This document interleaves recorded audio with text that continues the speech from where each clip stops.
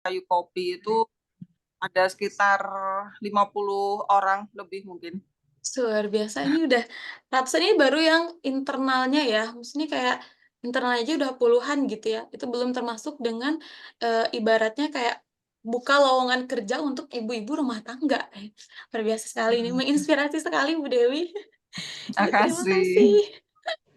Oke, teman-teman, sebelum kita masuk ke materi, ini aku mau reminder lagi ya, bahwa di sini kita punya benefit khusus untuk rekan-rekan yang ikut ya atau join kelas webinar kita bersama Bu Dewi.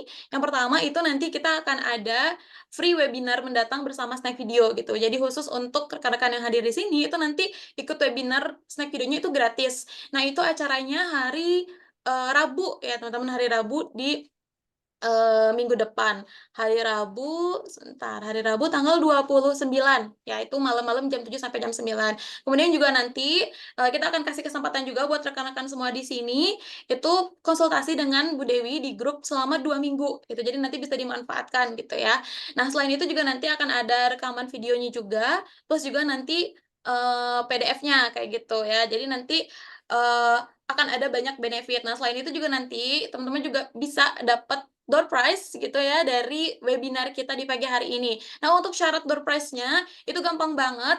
Yang pertama itu nanti silahkan rekan-rekan semua itu bisa follow IG-nya Commerce ID. Kemudian yang kedua itu follow IG-nya Comclass ID. Dan yang ketiga itu follow IG-nya UKM_eksporter_Indonesia gitu.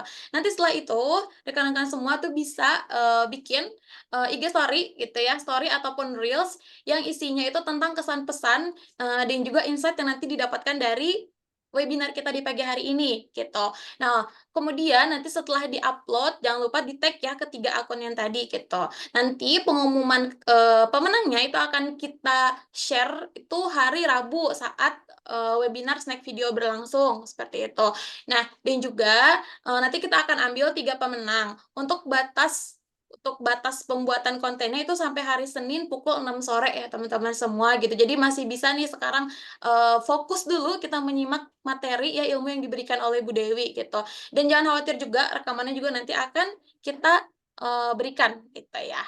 Oke, kalau gitu saya serahkan kepada Bu Dewi, mangga silakan. Sebelumnya saya izin share screen dulu ya teman-teman ya.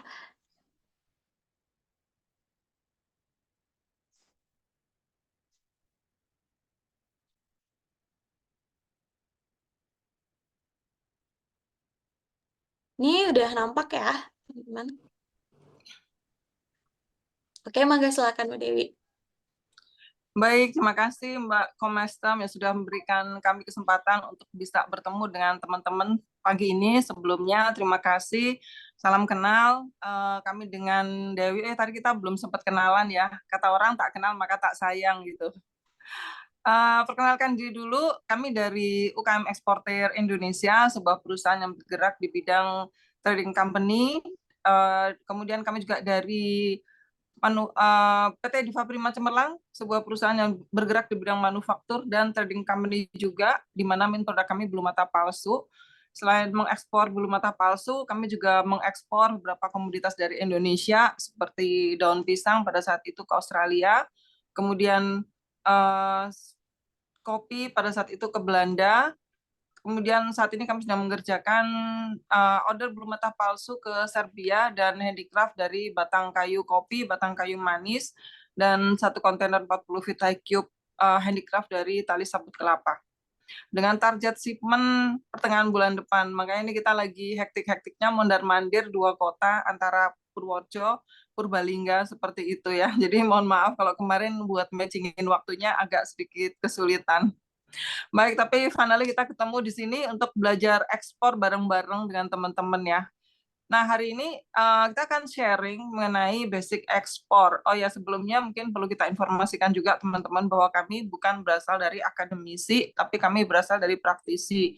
Jadi apa yang sebetulnya akan kami sharingkan hari ini itu based on experience selama hampir 16 tahun. Dan produk kami, bulu mata palsu, sudah sampai ke lebih dari 18 negara. Di mana market terbesar kita ada di Amerika Latin, kemudian di Eropa, Amerika juga, dan Middle East. Nah, jadi di sini kita bukan apa ya, bukan teori ya, karena kita lebih suka men-sharingkan based on experience. Dimana pada saat dulu kita ngerintis karir pertama kali itu, jujur environment ekspor itu belum seperti sekarang. Teman-teman bisa ikut webinar dari A sampai Z lewat platform yang banyak banget. Support pemerintah itu juga udah full banget ya. Tapi di zaman kita dulu itu nggak ada.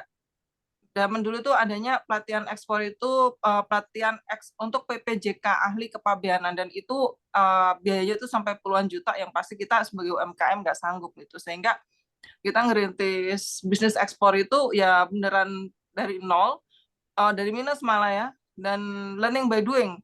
Padahal sebetulnya jujur dalam ekspor ini mungkin nggak bisa learning by doing ya, karena kita dalam bisnis ekspor ini akan berhadapan dengan dua regulasi, yaitu regulasi untuk keluar dari Indonesia dan regulasi untuk masuk negara tujuan ekspor. Sehingga di sini yang harus teman-teman pahamin adalah regulasi tersebut. Jadi supaya apa? Supaya kita udah belajar ekspor capek-capek tapi mentok di regulasi, atau akhirnya kita maunya untung malah jadi buntung karena banyak hidden cost atau banyak regulasi-regulasi yang nggak masuk ke HPP seperti itu. Baik, kita langsung aja ke materi basic ekspor, bisa di next Mbak.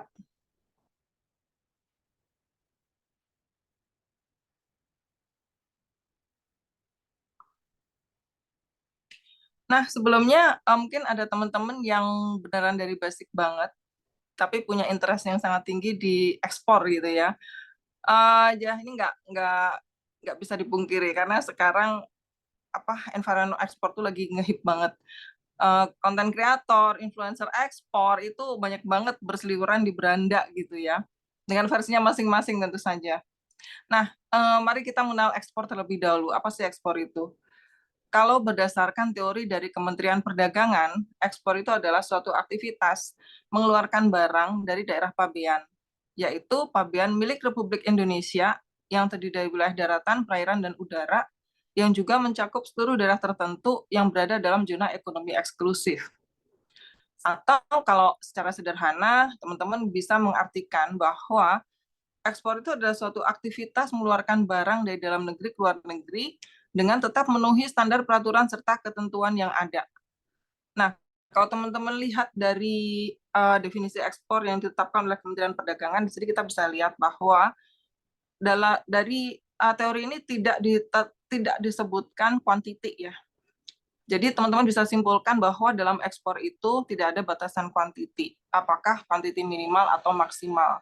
Karena banyak banget teman-teman yang nanya, kalau mau ekspor minimalnya berapa, kalau mau maksimalnya berapa gitu. Padahal sebetulnya tidak ada batas minimal dan maksimal ya. Jadi apakah teman-teman itu mengekspor cuma 10 kilo, 30 kilo, 50 kilo, atau bahkan teman-teman itu mau mengekspor 5 kontainer 40 feet high cube setiap bulan, ya it's okay gitu ya. Tidak ada batasan yang ditetapkan oleh Kementerian Perdagangan. Nah, kemudian apa sih tujuan ekspor? Jadi satu, tujuan ekspor adalah mengendalikan harga produk dalam negeri, menumbuhkan industri dalam negeri, memperbanyak lapangan kerja, menambah devisa negara, dan yang pasti adalah meningkatkan laba perusahaan. Ini nanti bisa dipelajarin sendiri ya. Bisa di next.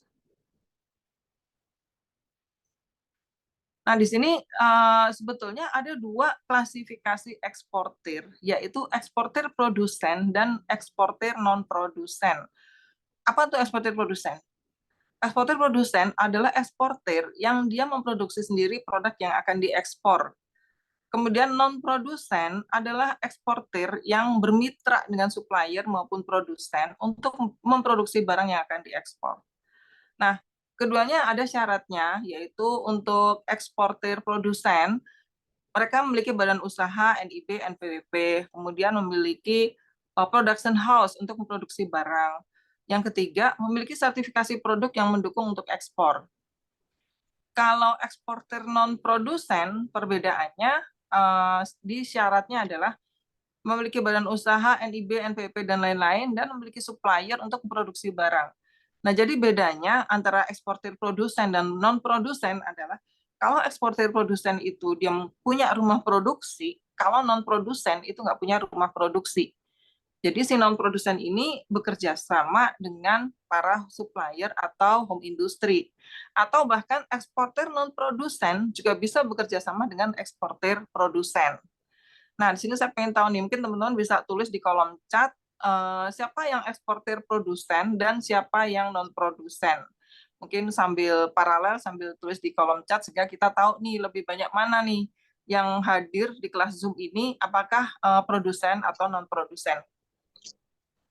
Kemudian pertanyaannya, lebih baik mana sih, produsen atau non-produsen? Tidak selalu, semuanya ada plus minusnya ya teman-teman ya.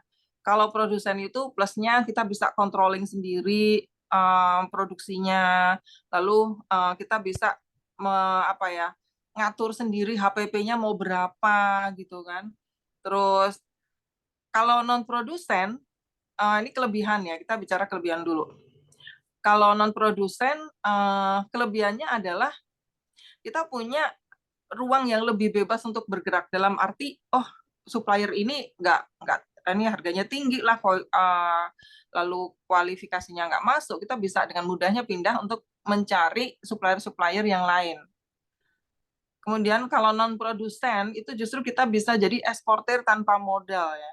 Kalau produsen nggak bisa. Eksportir produsen itu harus modal. Modal apa? Modal bikin rumah produksi lah, beli alat-alat, bayarin karyawan, beli bahan baku, itu semua yang harus dikeluarkan oleh eksportir produsen. Tapi keuntungannya kalau jadi non produsen itu kita bisa jadi eksportir tanpa modal atau modal kuota internet ya, sama modal bensin buat wirawiri dari rumah ke tempatnya supplier seperti itu. Kok bisa non produsen malah jadi, ya iya yuk, karena kita nggak perlu ngeluarin modal buat bangun rumah produksi, bayar karyawan dan sebagainya gitu loh. Kalau non produsen, misal kita minta sistem pembayaran 100% mas di muka ke buyer. Nah, uang buyer ini yang kita pakai untuk membayar ke supplier seperti itu. Nah, jadi apa sih itu tadi dari sisi kelebihannya? Terus dari sisi kelemahannya apa? Kalau produsen itu tadi kelemahannya tuh dia harus modal sendiri semuanya. Modal bangun rumah produksi lah, modal beli alat-alat, beli bahan baku dan sebagainya gitu ya, bayar operasional. Nah, kalau non produsen kelemahannya dia tuh nggak bisa mengatur harga jual. Karena harga jual itu semua sudah tergantung pada supplier. Jadi kalau suppliernya ngasih harga 100.000, misalnya 50.000 per kilo, ya udah kita tinggal pinter-pinternya nego sama buyer supaya harga dari si supplier ini masuk. Tapi kalau kalau produsen dia bisa ngatur nih, oh ada order nih 100.000 per kilo. Padahal sebetulnya kalau dihitung-hitung tuh sebetulnya nggak masuk nih, tapi dia bisa ngatur sendiri nih di produksi. Misalkan gimana caranya supaya kita masih dapat untung dengan harga 100.000 per kilo. Misal seperti itu. Nah ini ada kelebihan dan kekurangannya. Jadi kita nggak bisa bilang bahwa produsen lebih bagus atau non produsen lebih bagus. Bahkan sekarang tuh eranya adalah kita menciptakan brand-brand besar, bukan menciptakan manufaktur-manufaktur besar seperti itu ya. Bisa di next. Nah, di sini ada pihak-pihak yang terlibat ketika kita melakukan ekspor, yaitu udah pasti eksportir sendiri, karena kita tuh adalah pihak yang menjual atau mengirimkan barang ke pembeli di luar negeri. Kemudian importir. Importir itu pihak pembeli atau biasa kita sebut dengan istilah buyer. Udah pasti ada eksportir dan importir. Kalau cuma ada eksportir doang, belum jadi ekspor. Atau ada importir doang, nggak ada supplier juga pasti belum jadi ekspor ya. Kemudian forwarder. Nah, di sini banyak banget teman-teman yang belum tahu apa sih forwarder gitu. Saya pikir kalau saya ngomong forwarder itu udah pasti langsung pada tahu. Ternyata banyak juga yang nggak tahu apa sih forwarder. Jadi forwarder itu adalah kalau di bahasa lokalnya itu jasa pengiriman gitu ya. Cuman di sini skalanya internasional. Kalau di lokal itu kan buat teman-teman yang suka beli apa ya, suka paket gitu ya. Ada Tiki, ada JNE, ada JNT dan sebagainya. Itu yang versi lokal. Nah, kalau yang versi internasionalnya kita sebut forwarder. Kemudian di sini ada pemerintah, yang dalam arti luas, jadi semua badan atau instansi pemerintah yang terlibat secara langsung maupun tidak langsung. Nah, jadi kenapa di sini kita pasti melibatkan pemerintah ya karena kita akan berhadapan dengan regulasi. Kalau barangnya itu masuk kategori barang yang dilarang ekspor atau barang yang boleh diekspor tapi terbatas gitu ya, itu pasti kita akan berhadapan dengan izin ekspor dari pemerintah seperti itu. Kemudian ada pihak verifikator atau surveyor. Nah, di sini adalah bagian dari satu institusi yang memastikan bahwa barang yang akan kita kirim ini sudah sesuai dengan apa yang diminta oleh buyer. Nah, ini biasanya verifikator atau surveyor ini kadang ada, kadang nggak ada. Ya. Jadi tergantung si buyernya itu minta ada verifikator atau enggak. Kalau misalkan buyernya itu udah percaya bahwa barang yang akan kita kirim ini udah sesuai dengan spek yang mereka minta, ya udah tidak perlu ada verifikator. Tapi kalau misalkan si buyernya ini ragu nih sama kualitas yang akan kita buat, baik dari quality dan quantity, ya udah mereka pasti akan mengirimkan verifikator atau surveyor untuk melakukan pengecekan apakah spek yang produk yang akan dikirim itu udah sesuai. Kemudian di sini pihak asuransi. Nah, di perdagangan internasional ini biasanya menggunakan pihak asuransi karena ada risiko kehilangan maupun kerusakan barang ya. Jadi di samping itu juga untuk menjadi eksportir apabila importernya itu mengalami gagal bayar. Nah, jadi sebetulnya teman-teman, memang dalam bisnis ekspor itu kita harus menggunakan sistem pembayaran yang 100% aman untuk kita ya. Jadi kalau sistem pembayaran kita tuh selalu cuman ada 2 sampai dengan hari ini, yaitu 100% lunas di muka atau DP 50% dan sisanya lunas sebelum kirim. Nah, jadi kalau dalam hal ini kita nggak ada potensi ketipu sama buyer. Yang ada potensi bayarnya ketipu sama kita gitu kan. Udah dikasih pembayaran lunas di muka, kitanya ngilang gitu. Karena banyak banget juga kejadian di Indonesia ya. Udah dikasih down payment, udah dikasih sistem pembayaran di muka, tiba-tiba si suppliernya ini ngilang, diculik alien gitu. Kan susah mau dicari ya. Kalau masih ngilang di dunia masih bisa, tapi kalau ngilangnya udah ke planet Mars gitu gimana mau ngejarnya gitu kan. Makanya kesulitan kita itu juga sebetulnya jangan salah ya, Indonesia kalau kita takut kena tipu atau kena scam, Indonesia sendiri sebenarnya terkenal sebagai negara scammer gitu loh. Jadi banyak banget kejadian-kejadian yang hal ini terjadi. Nah, ini juga menjadi challenge sendiri buat kita yang benar-benar mau jadi bisnis yang lurus-lurus aja tapi kena imbasnya gitu loh dari banyaknya para scammer di Indonesia. Sama lah kayak kalau kita dengar buyer dari Nigeria, dari Benin, dari Togo, di sana tuh gudangnya scammer, sama kayak orang bule kalau dengar oh supplier dari Indonesia, wah gudangnya scammer tuh gitu ya. Nah, ini jadi problem juga buat kita gitu. Kemudian pihak selanjutnya yang terlibat adalah pihak bank. Udah pasti bank ini yang menjadi perantara bagi eksportir dan importir untuk melakukan pembayaran. Kan nggak mungkin si buyer mau bayar duit mesti terbang ke Indonesia bawa duit cash ya.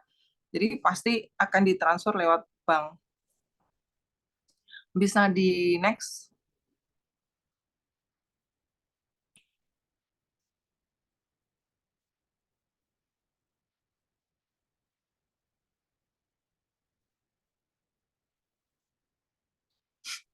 Keuntungan ketika melakukan ekspor itu ada 3, yang sudah pasti nomor 1 adalah pihak negara, karena dengan adanya kegiatan ekspor ini akan mendukung negara dengan pertambahan devisa bagi negara.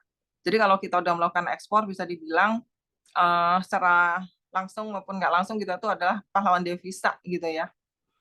Kemudian yang selanjutnya adalah pelaku bisnis. Pelaku bisnis sendiri adalah kita sendiri sebagai si pelaku ekspor ya. Kenapa kok dengan ekspor bisa bermanfaat juga buat kita? Ya pasti ya selain dari sisi margin yang pasti lebih banyak daripada kita jualan lokal, kemudian dari sisi branding gitu ya. Kenapa kok branding? Ya karena seperti kita ketahui di masyarakat kita itu kan ada asumsi produk kalau sudah diekspor, ini pasti dapat label kualitas ekspor. Kita pasti sering dengar ya, produk kualitas ekspor, wah pasti kualitasnya bagus nih, karena udah kualitas ekspor gitu. Padahal belum tentu juga ya, karena kadang-kadang si buyer itu order itu juga nggak selalu barang kualitas 1, bahkan kualitas 3 atau kualitas 4 pun mereka juga masih mau beli gitu. Nah, tapi ya it's okay lah, dengan kita udah pernah melakukan ekspor, kayak saya kalau jualan bulu mata di lokal, oh udah pernah ekspor ya, wah ini bulu mata kualitas ekspor gitu. Padahal yang kita jual itu sebetulnya kualitas 2 atau kualitas 3. Tapi berhubung ada label udah pernah ekspor, jadi itu lebih menguntungkan kita ya, brand kita tuh jadi naik. Kemudian dari sisi masyarakat ya, UKM yang mampu melakukan ekspor ke luar negeri tentu membuka peluang untuk terbukanya lapangan kerja gitu. Nah, karena apa? Karena order ekspor yang turun itu memang sedikit-sedikitnya order ekspor itu pasti lebih banyak daripada lokal. Kenapa? Karena kalau di lokal ini kan kita kecenderungannya itu berjualan retail, B2C, jualnya langsung ke pengguna. Sedangkan kalau pengguna itu pasti belinya nggak banyak gitu ya. Contoh bulu mata palsu. Orang beli bulu mata palsu paling 2, 3, beli 10 aja udah banyak banget gitu. Tapi kalau diekspor ya belinya kan bisa ratusan ribu gitu ya. Karena mereka para distributor besar yang akan menjual lagi produk yang mereka impor itu ke negara-negara tetangga. Nah, jadi tentu saja dengan adanya UKM yang melakukan ekspor ini membuka peluang untuk terbukanya lapangan kerja. Apalagi kalau produk yang kita ekspor ini adalah produk-produk yang apa ya, based on handmade gitu, kayak produk kita di handicraft ya, namanya handicraft pekerjaan tangan gitu. Itu pasti masif, butuh tenaga kerja masif. Walaupun itu cuma sekedar ibu-ibu nali apa tuh tali sabut kelapa diikat-ikat doang ujungnya gitu ya. Tapi itu juga udah bisa menjadi side income buat para ibu rumah tangga gitu ya. Padahal mereka cuma ngerumpi-ngerumpi doang sambil ngopi-ngopi siang gitu kan. Nah, kita kasih kerjaan nih yang lebih bermanfaat walaupun sambil ngerumpi tapi tangannya sambil kerja gitu. Kalau biasanya ngerumpi doang nggak ngapa-ngapain gitu kan. Nah, ini ngerumpinya sambil sambil cari duit gitu. Bisa di next.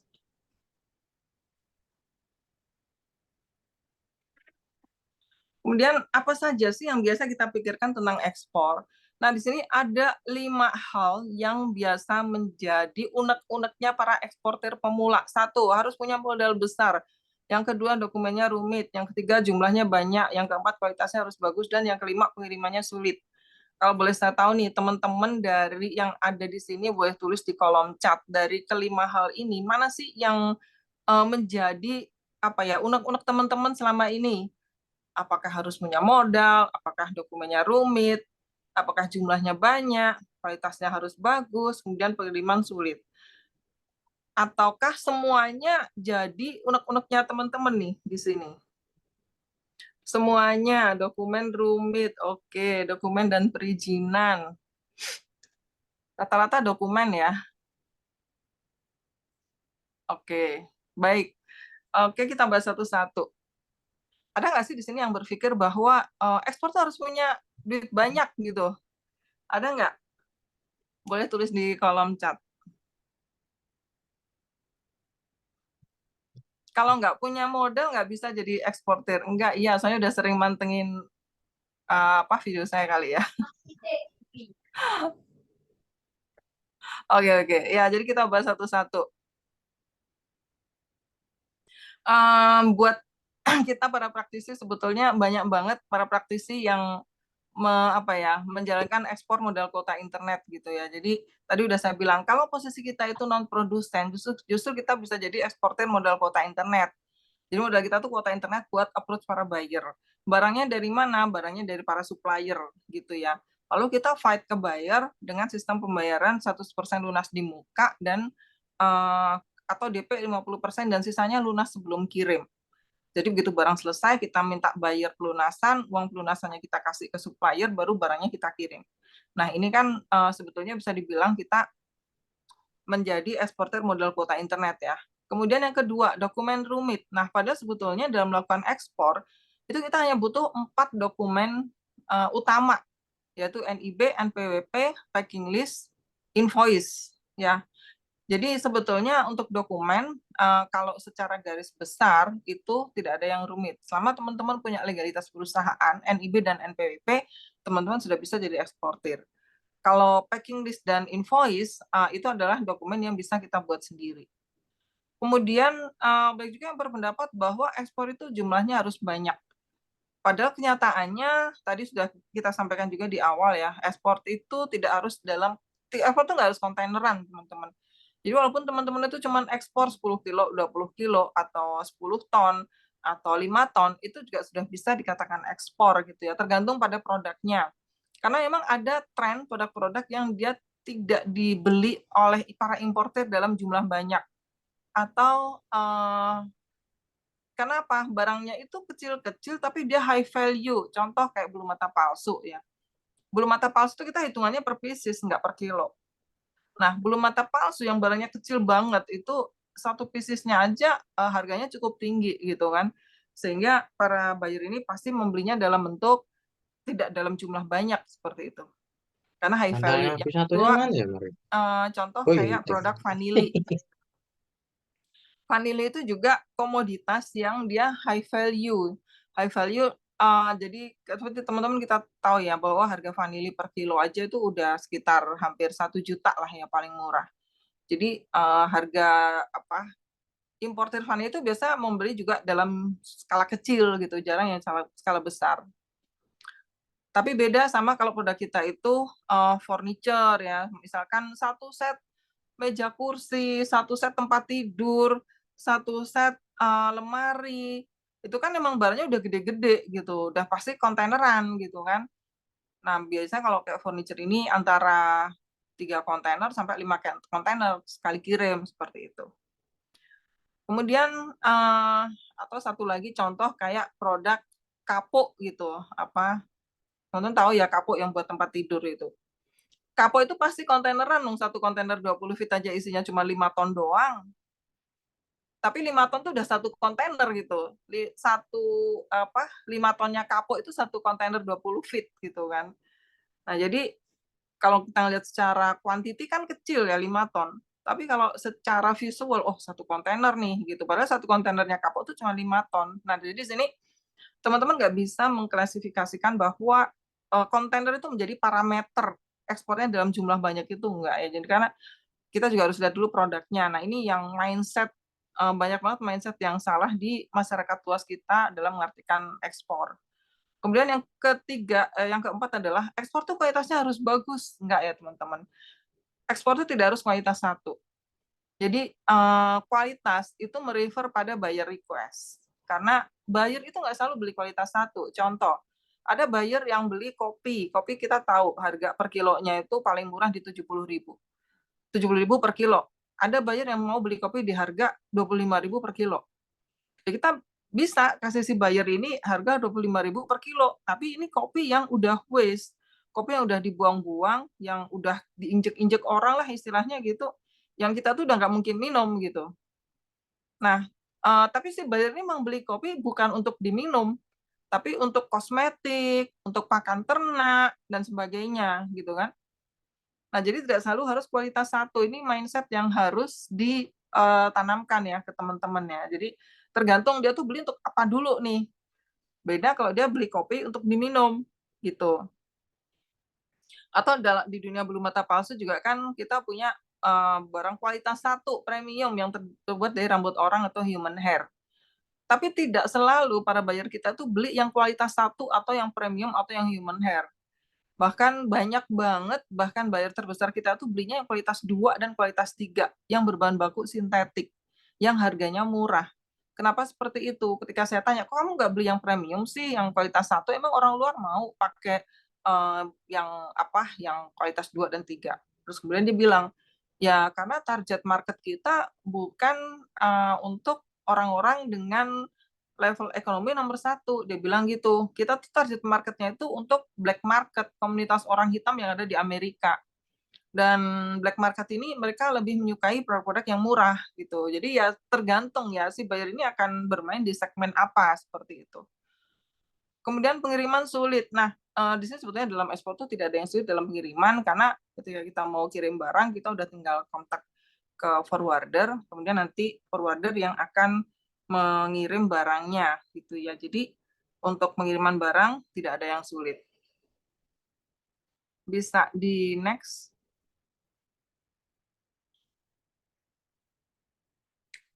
Nah, tantangan dalam ekspor itu sebetulnya ada beberapa hal. Nomor satu, udah pasti digitalisasi ya. Kenapa? Karena dalam ekspor ini kita harus mampu mengikuti perkembangan tren teknologi. Kenapa kita nggak bisa gaptek lah gitu, cara gampangnya gitu ya. Kenapa nggak bisa gaptek? Ya karena kita tuh akan berjualan 100% secara online, teman-teman.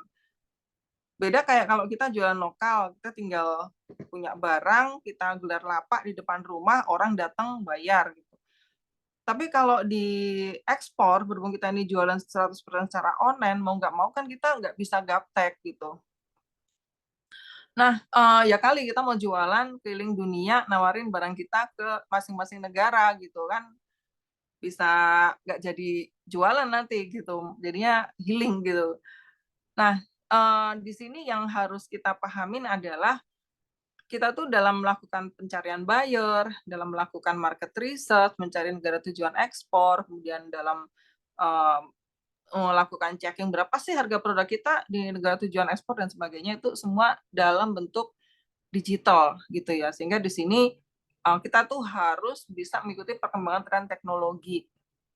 Terus kalau ada pertanyaan, tapi saya gaptek gimana? Ya jangan cuma pasrah doang. Namanya gaptek itu kan bukan penyakit menahun yang nggak bisa disembuhin gitu ya. Penyakit kronis yang udah penyakit kronis pun ada obatnya buat disembuhin, apalagi cuma penyakit gaptek yang sebenarnya kita belajar sedikit aja juga kita udah pasti bisa keluar kok dari kegaptekan itu gitu ya. Kemudian sumber daya manusia. Nah, di sini kita tuh dituntut untuk mampu mengembangkan SDM di lingkungan untuk bisa bersaing di pasar global. Kenapa harus seperti ini ya? Karena gimana nggak harus berkembang, kita tuh berasal dari negara berkembang yang akan berhadapan dengan melakukan negosiasi dengan orang-orang dari negara maju. Nah, ini yang sering bikin akhirnya apa? Kita tuh sebagai apalagi kalau kita levelnya UMKM baru mulai, udah pasti langsung insecure duluan kan. Wah, sama bule nih, mana bule kan apa ya garang-garang gitu ya. Kemudian mereka juga jauh lebih pintar daripada kita dalam segala hal gitu. Kemudian si bule ini juga pinter banget dalam melihat psikologinya orang Indonesia sebetulnya. Jadi kalau kelihatan kita itu nggak pede, kelihatan kita itu gampang ditekan, wah udah deh bakalan jadi bulan-bulanan mereka gitu. Jadi di sini kita harus bisa mengembangkan sumber daya manusia, terutama kita sendiri nih. Harus pede, harus yakin dan istilahnya tuh nggak gampang jadi bulan-bulanan penipuan lah. Makanya di sini tempat kita tuh kita harus belajar dulu, belajar dalam segala hal supaya apa nggak jadi korban penipuan di segala hal seperti itu. Nah, kemudian kompetitor ya. Di sini kita juga harus mampu untuk mengukur kekuatan, kelemahan, peluang, serta ancaman yang akan dihadapi dengan munculnya para pesaing. Jadi, apapun produk itu biasanya ada kompetitor, walaupun ada produk-produk yang memang tidak ada kompetitornya. Nah, ini yang kalau dalam ekspor tuh kita harus pinter-pinter nih, nyari produk yang kalau bisa nggak ada kompetitornya, kalaupun ada cuman sedikit. Contoh bulu mata palsu. Kenapa kita jadi eksportir bulu mata palsu? Ya karena sampai dengan hari ini Indonesia tuh masih menjadi satu-satunya supplier bulu mata palsu ke seluruh dunia yang berbahan baku human hair atau rambut orang. Yang bisa bikin tuh cuma Indonesia doang. Kecuali kalau yang berbahan baku sintetik atau ya pokoknya sintetik ya, itu baru kita ada kompetitor Cina dan Vietnam. Tapi itu pun segmented ya. Jadi orang-orang tuh mau pakai sintetik ya, Cina dan Vietnam mereka punya segmen market sendiri. Kita yang dari human hair itu semuanya pasti larinya ke Indonesia karena cuma Indonesia yang bisa bikin gitu. Dan yang paling high demand itu sebetulnya yang berbahan baku rambut orang. Nah, itu satu, kita harus bisa menemukan produk yang unik yang kalau bisa nggak ada kompetitornya, kalaupun ada itu sedikit sekali. Kemudian kenapa kita juga selalu bermain di sektor handicraft? Karena yang bisa bikin handicraft itu nggak banyak dan salah satu negara adalah Indonesia ya. Karena Indonesia itu negara yang apa ya punya kelebihan di sektor handicraft. Kita bisa bikin kerajinan apapun itu, mulai dari besek lah, mulai dari kerajinan kayu dan sebagainya gitu. Kalau orang luar itu lebih ke mesin gitu ya, sehingga di sini menjadi kekuatan kita untuk apa ya memproduksi produk-produk handicraft. Nah, selanjutnya adalah kecepatan dan ketepatan. Nah, di sini kita tuh harus bisa produktif, inovatif, serta akurat pada saat memproduksi barang yang akan diekspor. Kenapa? Karena kalau kita sekali aja udah ngecewain buyer, kita janji mau kirim barang dalam waktu 15 hari gitu. Ternyata kita meleset nih, kirimnya tuh dalam waktu 1 bulan atau bahkan 2 bulan. Nah, ini akan membuat buyer kecewa, sehingga akan membuat kita tuh akan ditinggalin sama buyer gitu. Nah, kemudian perubahan pola buyer, di sini kita juga harus tangkap dan menganalisa perubahan pola buyer, adanya perkembangan pasar gitu ya. Kita harus mampu melakukan riset baik produk maupun pasar. Tujuannya apa? Tujuannya supaya kita tuh nggak tenggelam oleh peradaban. Contoh kayak produk kita nih, bulu mata palsu, apalagi kalau kita tuh bergerak di bidang kecantikan ya. Kita mesti lihat nih, oh bulu mata palsu dulu cuman pakai lem doang. Sampai dengan hari ini, tren pasar itu udah banyak banget gitu ya. Ada yang bulu mata palsu pakai magnet, jadi nggak pakai lem. Ada yang pakai eyeliner, eyelinernya bisa jadi lem dan sebagainya. Nah, ini adalah inovasi-inovasi yang dilakukan oleh kompetitor yang mau nggak mau kita juga harus bisa ngikutin gitu. Karena para buyer juga pasti akan nanya, kok bisa nggak bikin kayak gini nih, yang nggak pakai lem gitu. Nah, ini kita juga harus bisa melakukan riset and development, gimana sih caranya untuk bisa membuat produk yang sama, atau kalau bisa kita bikin produk yang bahkan lebih bagus daripada kompetitor sebagai value added dari produk kita. Bisa di next. Nah, tadi ada yang nanya, tahapan ekspor itu seperti apa sih? Tahapan ekspor itu ada 5, 1 produk. Ya, kalian tuh harus punya produk dulu, gitu ya. Kan kita mau jualan, ya. Kita kan mau jualan ya harus punya produk lah, gitu kan.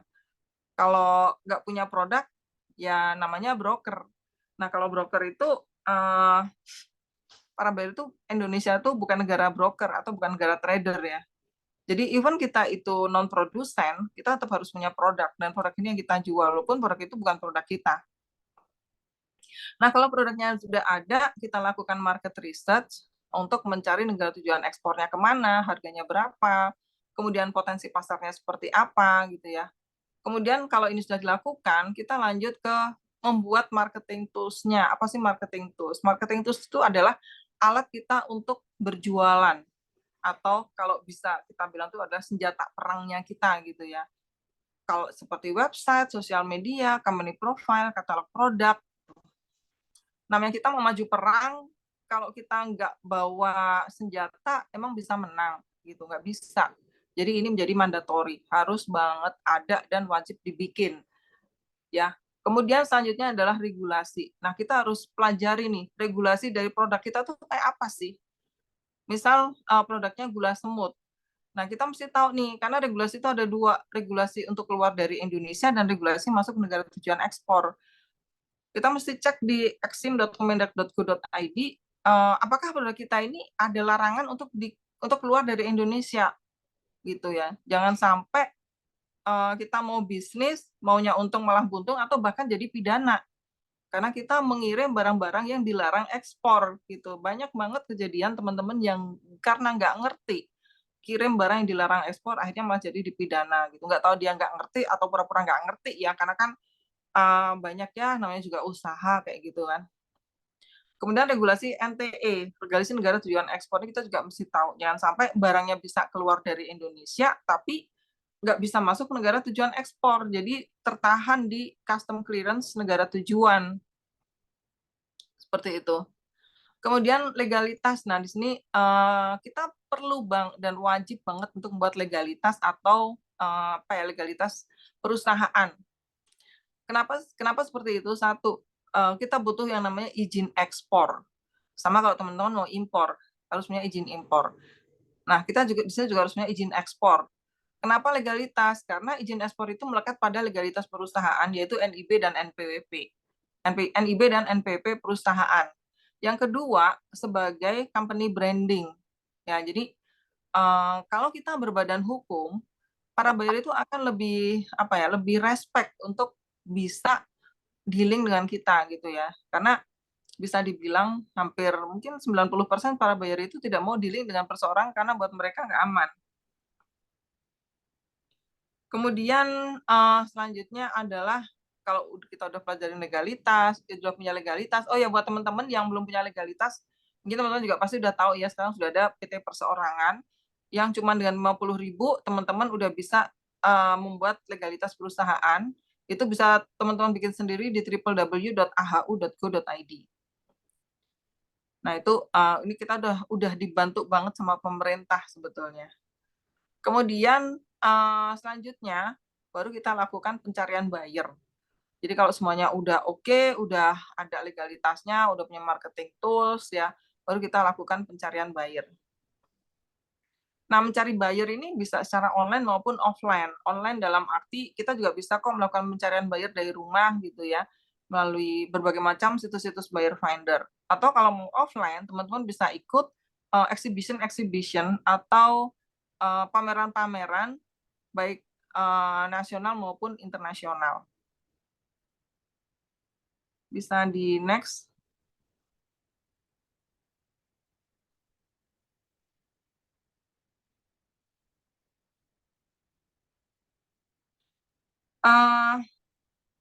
Selanjutnya adalah produk ekspor dan negara tujuan ekspor.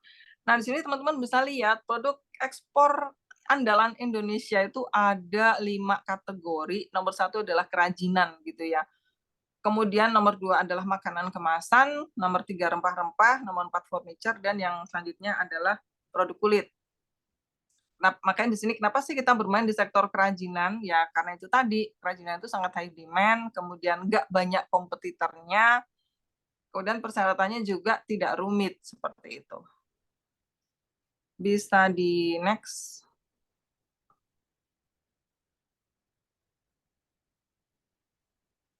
Baik, mungkin sekian materi dari kami. Waktu kami bentar dulu. kembalikan kepada... Sebentar. Nih kayaknya ada kesalahan. Oh, keklik ya. Aduh, mohon maaf Ibu. Iya, nggak apa-apa.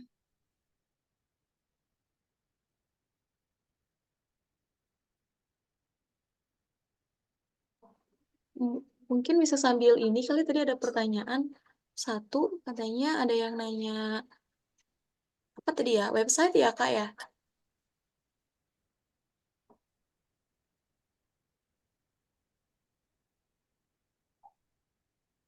Tanya langsung nggak bisa, Mbak? Boleh, Mangga, silakan. Satu. Bentar, Bapak. Mohon maaf sebentar. Ini pertanyaan baru apa yang tadi di chat ya? Untuk sesi pertanyaan nanti terakhir aja ya Kak ya. Kita ke materi dulu. Mohon maaf sebentar.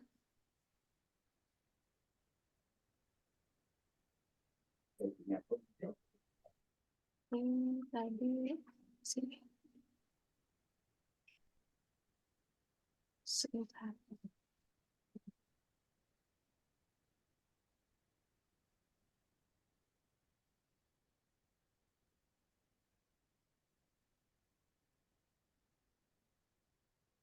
Oke, udah masuk ya? Oke. Baik, ke materi selanjutnya yaitu market research ya. Mencari negara tujuan ekspor. Nah, ini tadi yang banyak menjadi pertanyaan teman-teman. Cari negara tujuan ekspor itu di mana sih? Di sini ada beberapa situs yang bisa teman-teman gunakan. Jadi teman-teman bisa memakai eksporpotensial.intrachain.org dan trademap.org. Ini 2 situs yang biasa kita pakai atau kita gunakan untuk melakukan market research. Nah, kemudian di sini teman-teman juga wajib tahu HS code. HS code produk. Apa sih HS code itu? HS code itu adalah Harmonized Commodity Description and Coding System, atau lebih dikenal dengan istilah itu HS. Jadi di sini digunakan untuk mengklasifikasi produk perdagangan dan turunannya. Jadi kita tuh mesti tahu HS code produk kita itu apa, karena nanti ini akan menentukan regulasi yang akan ditentukan akan kita gunakan itu apa aja gitu. Nah, kemudian di mana kita bisa mencari HS code yang sesuai? Ini di sini ada beberapa situs yang bisa teman-teman gunakan, bisa melalui nsw.go.id, inatrade.kemendak.go.id, beacukai.go.id, atau teman-teman kalau misalkan ke INSW, teman-teman tinggal klik ke insw.go.id, nanti di situ ada toolbar, pilih HS code information. Nah, teman-teman masukkan tuh produknya, misalkan kopi gitu kan. Lalu search, nah di situ nanti akan muncul HS code kopi sesuai dengan produk kopi yang akan kita ekspor. Bisa di next.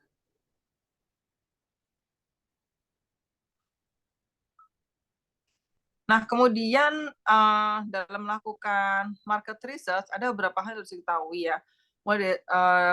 Dan harus dipersiapkan oleh para eksportir, yaitu kita tuh harus mempersiapkan NIB dan NPWP dalam bentuk izin ekspor, tadi sudah kita spill di depan, kemudian sertifikasi produknya juga harus kita lengkapi. Nah, kemudian lartasnya, apa itu lartas? Lartas itu adalah larangan terbatas. Atau ada produk-produk yang memang dilarang ekspor oleh pemerintah. Nah, ini kita juga mesti tahu produk apa. Nah, kemudian berapa biaya keluar dan persyaratan dalam negeri, kemudian persyaratan luar negeri. Kemudian untuk regulasi, ini kita mesti tahu nih regulasi apa sih yang ditetapkan dari pemerintah terhadap produk kita. Teman-teman bisa cek di www.exim.kemendak.go.id, www.insw.go.id, dan atau teman-teman bisa berkonsultasi langsung dengan Free Trade Agreement Center, yaitu bagian dari Kemendak yang fungsinya adalah untuk membantu para eksportir dalam mengetahui regulasi apa saja yang diperuntukkan terhadap produk kita. Nah, selain itu, untuk mencari buyer, itu banyak banget situs yang bisa teman-teman gunakan ya. Bisa melalui GoForward Business, Alibaba.com, Ina Export, Amazon, Etsy, dan sebagainya, seperti itu. Nah, ini adalah situs-situs untuk melakukan pencarian buyer. Bisa di next. Baik, sekian materi dari kami. Terima kasih. Waktu kami kembalikan kepada moderator. Oke, terima kasih Bu Dewi. Aduh, mohon maaf tadi ya teman-teman semua, nggak sengaja ketutup. Oke, ini tadi ada beberapa pertanyaan juga gitu ya yang udah disampaikan di kolom chat gitu. Tapi oke.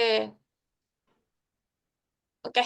Nah, sekarang kita buka sesi tanya jawab gitu ya buat rekan-rekan semuanya. Mangga apabila ada yang ingin bertanya langsung boleh. Tadi untuk pertanyaan yang di kolom chat mungkin bisa disampaikan langsung ya. Tadi dari Kak Anissa Nabila. Boleh banget. Oke. Ya, saya mau tanya, Mbak. Sebentar ya Kak ya. Mungkin boleh raise hand dulu ya. Kita mulai dari Kak Aldi Passionnya di Hak. sebelah mana ya?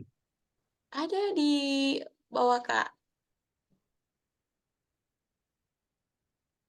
Oke. Sebentar. Kita ke... Ya, udah bisa bertanya, Mbak? Boleh, boleh. Oke, kita mulai dari Kak Aldi Hakim dulu. Mangga, silahkan Kak.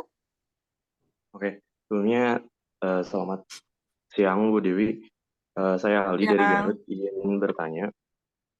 Jadi Bu, untuk concern saya utamanya dalam memulai ekspor ini tuh di persyaratan produk, regulasi produk, kemudian perizinan produk dan lain sebagainya.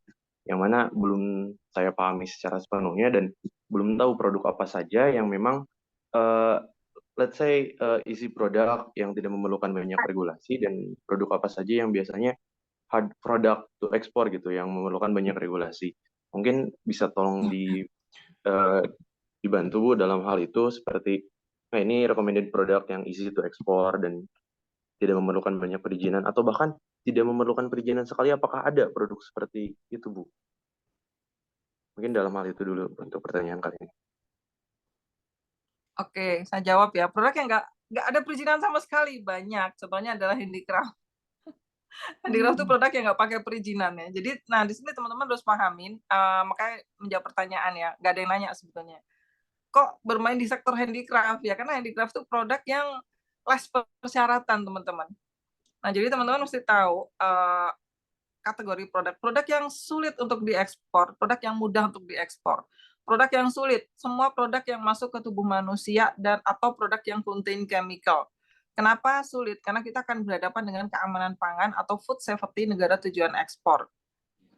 Produk yang mudah, kebalikannya, produk yang tidak masuk ke tubuh manusia, ya, atau tidak menempel pada tubuh, kalau menempel dalam arti itu nggak masuk ke tubuh manusia, ya. Contoh handicraft, fashion, furniture, home decor gitu ya. Itu nggak sulit. Bahkan produk handicraft itu tanpa persyaratan apapun berangkat keluar langsung dari Indonesia. Ya, masuk negara tujuan ekspor pun tanpa persyaratan apapun. Udah langsung keluar dan langsung masuk. Tapi ada produk-produk contoh ya kayak makanan. kemudian hasil pertanian, semua hasil pertanian, baik itu sayur-sayuran, buah-buahan, apalagi produk olahan yang langsung masuk ke tubuh manusia, itu jujur li persyaratannya amat sangat ribet dan mahal. Jadi contoh gini, teman-teman nih produknya misalkan keripik tempe atau ya makanan UMKM lah ya, keripik tempe. Saya ambil contoh keripik tempe kalau mau masuk ke Taiwan, nggak usah jauh-jauh Eropa Amerika deh ya, Taiwan aja. Itu kita harus terdaftar dulu di BPOM-nya Taiwan, gampangnya gitu. Jadi kita harus terdaftar dulu di Taiwan FDA, Food and Drug Administration. Dan mereka tuh mensyaratkan banyak sekali persyaratan, contoh dari sisi hygiene dan sanitasi, kemudian tidak boleh mengandung bahan-bahan berbahaya gitu ya. Kemudian kalau untuk hasil bumi, kita juga harus terregister di di Departemen Pertaniannya Taiwan. Dan mereka pasti punya persyaratan-persyaratan tertentu. Nah, gimana caranya untuk bisa terregister? Untuk bisa terregister, kita harus comply dulu nih dengan regulasi. Jadi contoh misalkan kita mau ekspor sayur-sayuran. Taiwan tuh punya regulasi ya, kayak tidak boleh mengandung chemical ABCDE, misalkan gitu. Nah, ini dibuktikan dengan sertifikat fitosanitari. Jadi ketika kita mau ekspor sayur-sayuran, kita apply dulu ke balai karantina setempat. Oh, kita mau ekspor sayuran ke Taiwan. Kemudian si balai karantina itu akan cek di Taiwan itu ada regulasi sayuranmu itu nggak boleh mengandung ABCDE, chemical ABCDE. Nah, ini akan dicek nih oleh balai karantina. Apabila sudah comply, baru kita tuh bisa terregister. Dan itu pun nggak cukup sampai di situ. Untuk bisa terregister, nggak cukup sertifikat fitosanitari. Untuk bisa terregister di food safety negara tujuan, itu pertanian kita itu akan diaudit, kemudian rumah kemasnya itu juga harus terdaftar, dan itu pun juga akan diaudit gitu ya. Termasuk misalnya kita memproduksi keripik tempe. Rumah produksi itu sudah distandarkan oleh negara tujuan ekspor. Jadi harus hygiene dan sanitasinya itu harus sesuai dengan standar negara tujuan ekspor. Dari misalkan tuh, oh bangunannya, leadingnya harus dilapisin seperti ini. Kemudian ada urut-urutannya, mulai dari raw material, proses produksi, outgoing, kemudian sampai lantainya itu mereka atur, mejanya harus dari stainless steel, bla bla bla itu mereka atur semua. Nah, jadi bisa dibayangin problemnya kita sebagai UMKM yang which is rata-rata itu namanya juga usaha kecil, mikro, menengah. Ya. Modal kita tuh nggak banyak, tapi kita harus ngebangun rumah produksi sesuai dengan standarnya si negara tujuan ekspor yang namanya ngebangun rumah produksi itu kan pasti butuh biaya yang ya minimal banget di 300 juta lah, 400, 500 itu minimal gitu. Nah, jadi ini menjadi kesulitan sendiri untuk kita UMKM. Makanya di sini kita sebagai UMKM, kenapa kita bermain di sektor handicraft. Kalau handicraft itu ya tanpa persyaratan, tanpa sertifikat. Jadi sebenarnya yang bikin sulit dan bikin mahal itu kan sertifikat yang melekat pada produk. Produk-produk yang mengandung sertifikat yang banyak dan rumit itu adalah produk-produk makanan dan minuman. Tapi produk-produk handicraft itu tanpa sertifikat. Kecuali kalau handicraftnya dari kayu ya. Kayu kalau dia itu penampangnya itu besar atau dalam bentuk gelondong. Kalau gelondongan malah nggak boleh diekspor. Tapi misalkan kayunya itu dalam bentuk furniture, itu ada regulasinya sendiri di exim.kemendak.go.id. Itu kita butuh yang namanya SHLV sertifikat, yaitu sertifikat untuk memastikan bahwa kayu ini tidak berasal dari illegal logging. Tapi kalau handicraftnya bukan dari kayu, atau even itu dari kayu tapi kecil, tidak membutuhkan sertifikat apa-apa. Jadi berangkat barang doang, seperti itu. Jelas, Mas? Oke, gimana tadi Kak Coba Ilham? dipahami, Bu Gitu. Dewi. Mungkin Bu, apakah yang tadi hard product itu yang berkaitan dengan food dan produk yang masuk tubuh manusia, apakah termasuk live animal atau dari fisheries juga masuk ke hard product, Bu? Kalau live animal itu ada regulasinya sendiri ya. Jadi, tapi kalau misalkan kayak frozen food itu kan udah pasti masuk ke tubuh manusia. Nah, itu udah pasti mengikuti standar FDA, Food and Drug Administration. Tapi kalau live animal itu ada regulasinya sendiri. Seperti itu. Itu kita harus terregister di departemen peternakan negara tujuan ekspor lah gitu. Baik Ibu, terima kasih banyak. Dapat dipahami. Sama-sama. Oke, Kak Aldi, terima kasih atas pertanyaannya. Terjawab ya, ternyata salah satu produk yang mudah perizinannya itu handicraft ya tadi. Oke, kita ke penanya selanjutnya. Ini udah ada yang raise hand. Kita mulai dari yang pertama dulu, mungkin dari Kak Ridwan. Silahkan.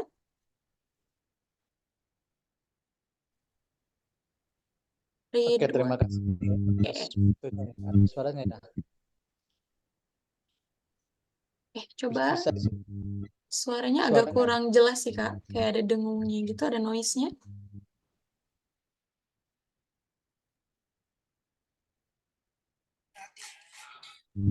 Ya udah yang lain aja dulu, yang lain aja dulu. Oke, boleh kalau gitu kita ke next ya. Di sini ada Kak Wendy. Mangga silahkan Kakak. Kak Wendy. Ya, siap. Bismillahirrahmanirrahim. Assalamualaikum warahmatullahi wabarakatuh. Terima kasih, Ibu Dewi. Salam kenal, saya Wendy dari Bandung. Kebetulan saat ini saya juga sebagai pendamping di e-commerce. Dan memang ada usaha, memang udah lama, dari 2010, itu perusahaan kami di bidang kerajinan. Tahun 2021 kemarin, itu kita mendapatkan PO ya dari Korea, yaitu produk kayu. Jadi kayu ini kayu bubut. Sebenarnya pekerjaannya sederhana, tapi membutuhkan resource sumber dana yang besar. Dan di saat itu deal-nya adalah PO-nya itu dengan pembayaran LC. Pembayaran LC dengan kuantiti setiap bulan itu kita harus mengirim 3 kontainer ukuran 40 feet. Nah, itu di saat LC itu udah turun, kita hitung-hitung bahwa memang memerlukan lumayan modal besar ya. Waktu itu saya coba ajukan ke beberapa investor, terus ternyata mentok juga karena kita ada deadline pengiriman, dan akhirnya kita coba ajukan pendanaan ke perbankan, gitu ya, dengan ya jaminannya LC tersebut. Tapi ternyata karena memang perusahaan kami kalau usahanya bergerak itu dari 13 tahun yang lalu ya, tapi kita membuat legalnya itu ketika era pandemi. Jadi kita melihat saat pandemi itu penjualan di lokal lumayan drop ya. Kita melihat ada peluang di ekspor, maka kita langsung aja kita bangun legal usahanya berupa PT untuk ekspor. Tahun 2020 saat itu, dan 2021 ada order masuk lumayan besar dan kita perlu modal yang besar juga. Nah, perbankan ini juga melihat track record ya, karena walaupun berdasarkan kegiatan usaha sih udah lama sekali, tapi secara legal dokumen perusahaan kami ini baru berdiri 1 tahun gitu. Dan akhirnya mungkin mengurangi nilai poin gitu ya, nilai poin pemberian bukan kredit, mungkin itu ya pemberian jaminan modal gitu ya. Akhirnya kita tidak diberikan gitu ya, tidak lolos untuk verifikasi pemberian modal. Akhirnya ya pekerjaan itu kita cancel juga, dan LC juga akhirnya cancel. Nah, yang jadi pertanyaan adalah ketika tadi kan disinggung mengenai ya kita memang produsen ekspor produsen gitu ya, memang memerlukan modal yang besar. Nah, tadi melihat bahwa Ibu Dewi juga memang adalah produsen langsung gitu ya untuk bulu mata. Nah, ketika kalau misalkan Bu Dewi ada di posisi kita nih ya, langkah apa saja nih yang bisa dilakukan nih ketika investor mentok, perbankan mentok gitu ya, dan secara buyer juga itu karena memang buyer baru dan dia belum punya trust lah ketika kita minta ada pembayaran di depan gitu. Nah, itu mungkin saya perlu insight, barangkali ini bisa jadi solusi karena sampai sekarang itu ketika ada order yang besar juga akhirnya kita menargetkan Bu, menargetkan produk-produk kita kan kerajinan souvenir khas Indonesia yang memang mengusung budaya Indonesia. Akhirnya nih setelah kejadian itu, saya fokusnya adalah ke orang-orang Indonesia yang tinggal di luar negeri. Jadi diaspora yang memang bekerja di sana, tinggal di sana, ketika dia memerlukan barang khas Indonesia yang mau diberikan ke rekan kerjanya atau ke partnernya, itu kita hadir di situ gitu. Bahkan kita ada agen-agen orang Indonesia yang ada di negara-negara tujuan ekspor untuk mempermudah pengiriman. Salah satunya ya mungkin dari pemerintahnya juga, kedutaan Indonesia juga salah satu customer kita gitu ya, karena mereka perlu barang-barang souvenir yang dijadikan hadiah untuk tamu-tamu negara mungkin ya, seperti itu. Nah jadi itu Bu Dewi, mohon mudah-mudahan pertemuan kita secara online ini bisa berlanjut ya Bu ya. Kita sama-sama kerajinan dan mudah-mudahan nanti kita bisa kolaborasi juga. Dan mohon maaf saya nggak bisa nyalakan video ini, kebetulan internetnya lagi kurang bagus, jadi pasti terpatah-patah. Begitu mungkin Bu Dewi, terima kasih. Oke, baik, mungkin saya jawab. Kalau boleh tahu Mas, produknya apa ya? Kerajinan dalam bentuk apa ya? Kalau yang sekarang itu kita berupa yang khas Jawa Baratnya itu kita ada wayang golek, ada angklung gitu ya. Terus ada miniatur daerah atau miniatur alat musik gitu ya, khas daerah. Udah keren sih Mas, sampai udah dapat buyer 1 kontainer. Kalau boleh tahu nih, dapat bayarnya dari mana Mas waktu itu Mas? Waktu itu kita memang ada komunitas, terus ya akhirnya mah mengenalkan lah, dan dia melihat profil di website gitu ya, dan kita tektokan akhirnya. Sebelumnya memang tidak kenal lah, dari orang yang tidak awalnya belum kenal gitu. Jadi dari referensi lah, dapatnya dari referensi. Oh, oke. Oke, jadi gini ya, sebetulnya memang problem kita itu sebetulnya problem utama dari dulu itu adalah modal. Nah, kalau tahap awal memang para buyer ini tidak trust dengan kita, karena yaitu tadi saya bilang Indonesia tuh terkenal sebagai negara commerce, mereka tuh nggak banyak juga yang berani untuk langsung ngasih DP 50%, kecuali mereka visit factory. Nah, Betul. kenapa para buyer kita itu dia berani ngasih DP? Karena mereka udah visit factory, mereka udah datang, mereka ngeliat kita, mereka tahu tempat kita di mana, kemudian mereka juga kenal pribadi sama kita gitu ya, sehingga akhirnya kalau bayarnya visit itu lebih mudah untuk transfer, sistem pembayaran transfer bank to bank, bahkan 100% lunas di muka atau DP 50%. Tapi problemnya ketika si buyer ini tidak visit factory, kita sebagai UMKM gimana nih buat cari modal? Nah, sebetulnya teman-teman yang harus teman-teman pahami, dalam mostly memang para buyer itu akan minta sistem LC, karena LC ini adalah yang paling aman untuk kedua belah pihak ya. Kalau tadi kita sistem pembayaran 100% lunas di muka, cuman aman untuk eksportir, nggak aman untuk importir. Kalau misalkan sistem pembayarannya barang dikirim dulu, baru dibayar, aman untuk importir, nggak aman untuk eksportir. Nah, LC ini sistem pembayaran yang aman untuk kedua belah pihak, baik eksportir maupun importir. Nah, cuman kan problemnya LC itu adalah, mostly LC-nya adalah bentuknya LC at site ya. Jadi ketika barang udah berangkat, kemudian dokumen pengiriman sudah keluar, baru kita bisa mencairkan uangnya buyer yang ada di bank, seperti itu. Betul. Kan. Nah, sedangkan untuk modalin sampai jadi barang, itu problemnya kita tuh butuh modal nih. Apalagi kalau kita sistemnya kita adalah produsen yang harus beli alat lah, harus bayar karyawan dan bahan baku dan sebagainya. Nah, teman-teman sebetulnya di sini bisa kok fight ke buyer untuk minta LC-nya itu tidak 100% dicairkan di belakang. Jadi sebetulnya LC itu jenisnya banyak. Bahkan LC dicairkan di depan juga bisa, teman-teman. Selama apa? Selama ada kesepakatan dengan buyer untuk mencairkan sebagian itu di muka untuk kita jadikan modal. Gitu ya. Dan LC pun tidak selalu harus ketika barangnya udah terkirim, muncul dokumen pengiriman lalu bisa cairkan, tuh enggak. LC itu bahkan bisa dicairkan ketika barangnya itu masih ada di lokasi produksi, dengan nanti ada ada visit dari pihak bank di Indonesia-nya untuk melihat, oh memang udah selesai nih produksinya, S-nya bisa dicairkan gitu ya. Jadi makanya di sini saya bilang kemampuan untuk bernegosiasi dengan buyer itu menjadi modal utama kita sebagai eksportir atau UMKM untuk bisa melakukan ekspor.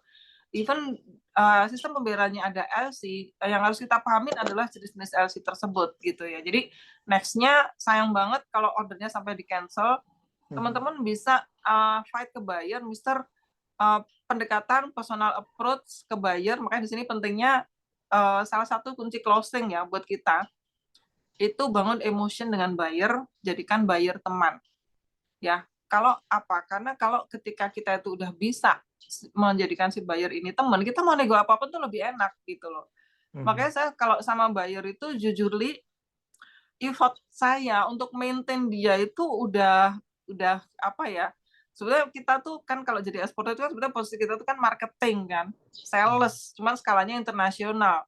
Teman-teman bisa lihat lah ya, sales lokal itu. Mereka ngetuk pintu depan rumah, nggak dibukain, ditongkrongin seharian, bahkan mereka balik lewat belakang, mereka ngetuk pintu belakang. Itu sales gitu loh. Nah, kita tuh sebagai sales internasional, itu yang lokal, gimana yang internasional. Nah, kita pasti punya mental tahan banting juga gitu. Nah, di sini kalau yang saya lakukan, sebagai ini mungkin bisa sharing tips closing ya. 80% saya tuh basa-basi, 20%-nya baru ngomongin order gitu. Jadi saya nggak selalu sama buyer itu 100% bisnis tuh enggak. Saya jadi teman buat mereka. Even ketika saya approach pertama, kemudian connect, akhirnya dia nggak jadi order sama kita, it's okay, nggak apa-apa. Tapi jangan putus, jangan terus bayarnya ditinggalin gitu aja. Atau misalkan si buyer udah interest sama kita, kemudian dia mau LC, ya udah pelan-pelan nih di approach, ajak ngobrol, tanyain di sana tuh lagi musim apa, basa-basi lah, oh lagi musim dingin, wah ini ya di sana bla bla bla, pokoknya bicara udara, bicara isu-isu yang ada di sana gitu kan. Intinya supaya apa? Supaya hubungan kita sama buyer itu nggak fully bisnis. Nah, kalau udah terbangun emotion dengan buyer, kalau udah jadi temen, itu lebih enak. Kita mau nego apapun lebih enak. Misalkan gini, si buyer nerbitin LC. Kita bisa kok dengan terus terang ngomong sama buyer, Mister, ya tuh bisa kok produksi produknya Mister gitu kan. Cuman kesulitannya kita itu kesulitan di modal Mister gitu. Nah, gimana kalau LC-nya ini kita cairin sebagian di depan untuk bantu modal kita supaya kita bisa produksi barangnya Mister. Nah, itu sebetulnya hal-hal yang bisa kok dikomunikasikan sama buyer gitu ya. Jadi jangan selalu berasumsi bahwa LC itu hanya bisa dicairkan 100% ketika barangnya udah berangkat. Enggak, LC itu bahkan cair 100% di muka juga bisa. Toh di sini si buyer itu juga mereka nggak rugi apa-apa kok. Karena kan LC itu kan sistemnya kita tuh dipinjemin sama bank untuk produksi seperti itu. Jadi tinggal next-nya coba, kalau saran saya sekarang coba sih bayarnya di-approach lagi. Kalau masih bisa di-approach ya, di-approach lagi, diajak ngobrol lah. Mungkin awalnya jangan langsung nanyain order, jangan pagi sore siang malam ditanya, Mister, how was the order? How was the order? Kemudian di jam, udah pasti kita bakalan di-block gitu kan. Kita aja sebel gitu kan, nggak usah urusan dikejar order, di tiap hari gitu. Ya intinya mesti disapa, basa-basi gitu kan, Mister, how was your day? Bla bla bla, ntar dia cerita gitu. Nah, ketika udah jadi teman itu kita mau nego tuh lebih enak ya. Misalnya nanti coba Masnya nanti kontak lagi, tanyain gimana nih order yang kemarin gitu kan. Nah, baru nanti di situ kita punya solusinya nih. Misalkan untuk bisa memproduksi seperti itu. Jadi nggak apa-apa kok kita bicara heart to heart sama buyer, tapi itu justru lebih mengena gitu ya untuk bisa, karena kan mereka juga manusia gitu. Dan kalau udah heart to heart itu biasanya negosiasi itu akan lebih mudah seperti itu. Jadi, jelas ya? Ya, kalau saya simpulin poinnya sebenarnya jujurly ya, Bu Dewi ya. Iya, Kita berbicara betul. jujur ke mereka bahwa kondisinya kita modalnya belum ada gitu ya. Itu yang memang dulu kesalahan saya mungkin ya, di pihak kita tidak jujurly itu ya. Dengan menjaga image gitu ya awalnya, akhirnya jadi nggak kekerjain juga gitu. Insya Allah nanti ke depan kita akan lebih bersikap terbuka lah ketika memang udah mentok gitu ya. Makasih Bu Dewi. Ya, karena kalau kita minta bantuan perbankan, memang ada pembiayaan ekspor, memang ada. Cuman kan ada syarat-syaratnya yang satu, rata-rata tuh kalau dari perbankan tuh kita sudah harus establish dulu nih setahun bisnis ekspor. Kalau enggak, nggak bisa. Nah, namanya kita baru mulai ya. Ini order pertama, gimana kita udah mau punya dokumen-dokumen ekspor atas nama perusahaan kita gitu. Itu kan mentoknya kita kalau ke perbankan lewat jalur-jalur formal. Nah, kalau saya daripada minta, bukan yang ngeracunin sih enggak, cuman ya saya mending nego sama buyer lah, minta dimodalin buyer gitu. Jadi sebenarnya bisa dibilang order kita tuh ya 100% dibiayain buyer semua sih. Gitu. Ya, wah, mesti ngegali lagi ilmu negosiasinya nih kayaknya. Mudah-mudahan nanti ada kelas berikutnya nih dari commerce untuk negosiasi ekspor. Sebetulnya nggak ada ilmu, Mas. Kalau dibilang ilmu itu enggak. Jadi kayak gini loh. Misalnya kita seneng ya sama orang. Itu kan kita selalu berusaha gimana caranya orang itu tertarik sama kita kan gitu. Nah, gimana sih ngebuat dia itu jadi tertarik? Kan pendekatan bisa dari mana aja, dan itu sebetulnya lebih ke, kalau saya bilang ya, lebih ke personal branding gitu loh. Jadi yang kita butuhkan itu sebenarnya antara company branding dan personal branding. Dan sebenarnya personal branding ini yang menjadi modal utama. Personal branding dalam arti ketika buyer, karena kita juga mesti paham tipikalnya para buyer itu, mereka itu ketika mereka udah trust, mereka tuh akan lebih mudah untuk melakukan dealing. Seperti itu. Oke, terima kasih Dewi, terima kasih banyak. Oke, Sama-sama. Kak Wendy. Terjawab ya Kak Wendy ya. Ya. Kita balik lagi ya ke negosiasi, balik lagi terus kita fokusnya ke personal branding. Iya. Oke, terima kasih juga Bu Dewi untuk jawabannya. Kita ke next penanya. Di sini udah ada yang antri tadi.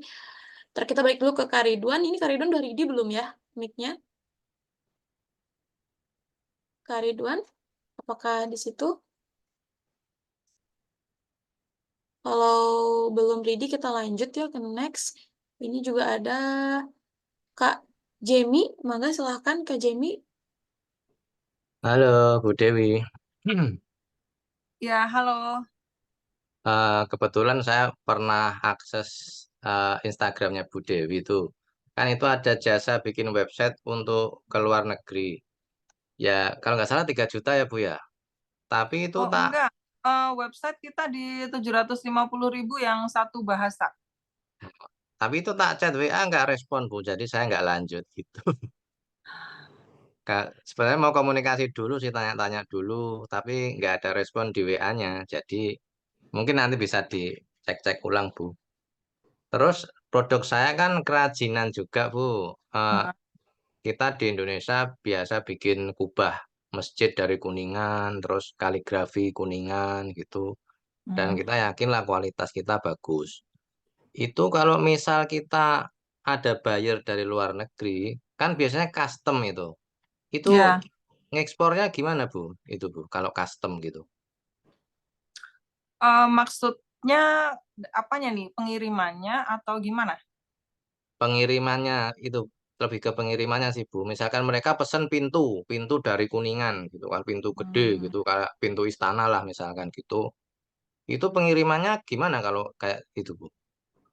Pakai kontainer, Mas. Hmm, gitu. Pakai general kontainer ya. Karena kalau handicraft ini pakai general cargo, jadi kontainer yang biasa gitu. Oh, gitu ya. Kalau Iya. yang kecil-kecil gimana Bu? Bisa langsung dikirim atau harus perizinan juga Bu? Misalkan dia pesen teko dari Kuningan plus gelas-gelasnya gitu kan, mungkin beratnya cuma 10 kilo gitu, bagaimana ya? Nah, kalau misalkan sedikit, jadi sebetulnya gini, opsi pengiriman itu, apakah kita mau pakai pesawat, apakah kita mau pakai kapal laut gitu ya, itu tergantung pada buyer request, Mas. Jadi si buyernya itu minta dikirim pakai apa, karena kan ongkos kirim ini kan sebetulnya 100% buyer yang bayar gitu. Jadi kita biasa kan akan buyer tuh biasa minta opsi, tolong dong kasih info kalau kirim pakai udara berapa, kalau kirim pakai laut berapa. Misalkan barangnya cuma 10 kilo gitu, tapi ketika kita cek harga kirim pakai pesawat itu menurut buyer itu mahal, nggak mau pakai kapal, pakai pesawat, kirim aja pakai laut, ya udah kita cari forwardernya gitu. Jadi tergantung pada buyer request-nya. Tetap harus pakai forwarder itu ya Bu ya. Forwardernya itu gimana nyarinya Bu? Forwarder banyak banget, tinggal searching aja di internet, forwarder, misalkan forwarder kita lokasi di mana nih, misalkan forwarder Jawa Tengah, forwarder Jakarta, forwarder Surabaya, nanti tinggal dikontak Siap, Bu. Terus dengan kalau keyword bahasa forwarder. bahasa bahasa basi pakai bahasa Inggris itu berarti kitanya juga harus bisa bahasa Inggris ya, Bu ya? Tergantung bayarnya dari mana dulu nih. Oh, gitu. Ya. Kan nggak semua buyer bisa bahasa Inggris, Mas. Kalau Buyer saya loh. targetnya sih di negara Arab sih, Bu. Karena mereka kan juga suka kaligrafi gitu. Nah, apalagi orang Middle East, jarang yang bisa bahasa Inggris. Saya punya buyer dari Middle East tuh, dari Uni Emirat Arab itu, bahasa Inggrisnya nggak karu-karuan, Mas. Mereka juga sama kayak kita, bahkan mungkin lebih parah lagi gitu. Oh, siap, Bu. Kalau di Asia Tenggara apa termasuk dihitung ekspor juga, Bu? Misal ke Malaysia gitu. Ya dihitung dong, Mas. Tadi kan secara Oh, teori gitu ya. selama keluar dari daerah pabean Indonesia udah masuk kategori ekspor. Jadi walaupun kita cuman kirim 10 kilo ke Malaysia, ya ekspor gitu. Oke, siap, Bu. Terima kasih jawabannya, Bu. Oke, Ya, terjawab. sama-sama. Terjawab ya, Kak Jamie ya. Ini pertanyaannya kecil-kecil tapi banyak nih. Oke, terima kasih juga Bu Dewi atas jawabannya. Kita langsung ke next penanya. Di sini ada Kak Reni. Sudah hadir di sini Kak Reni? Ya, hadir Mbak. Monggo silahkan, boleh ditanyakan langsung Ya, ke Bu Dewi.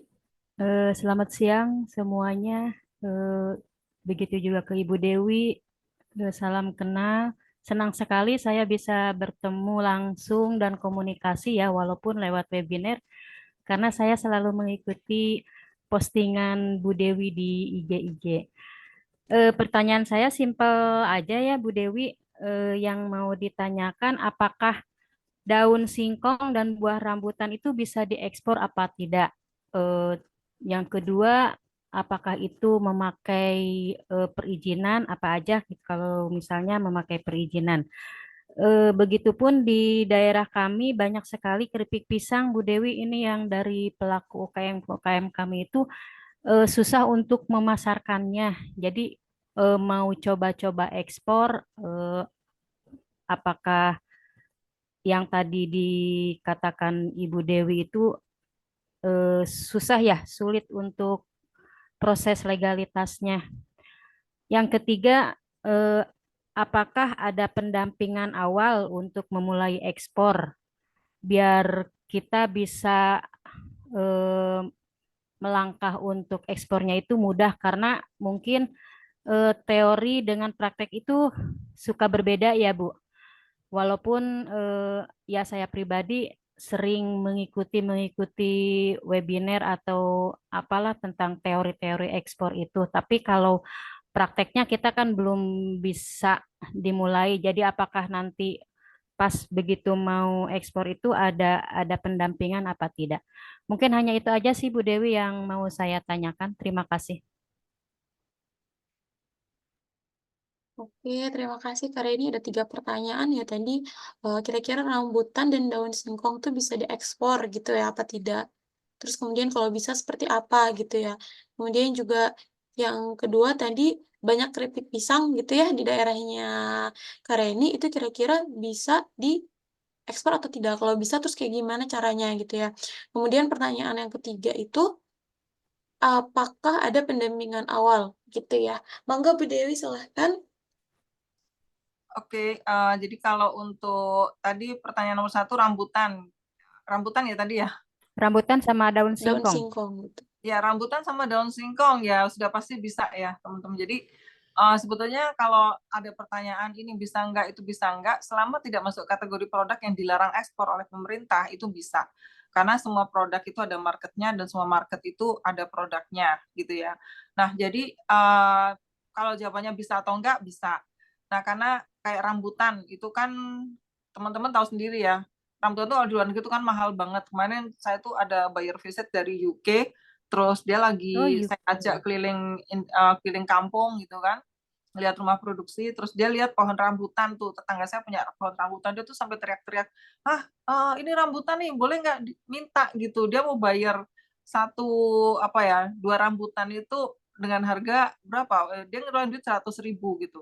Ya ampun, udah nggak usah ini gratis. Dan ketika dibilang gratis tuh dia tuh yang kaget banget karena kalau di sana itu rambutan tuh di luar negeri kan kalau di Eropa Amerika kan nggak bisa nanam rambutan karena bukan negara tropis ya. Jadi 5 buah rambutan itu dia bilang tuh harganya sampai 150.000 gitu.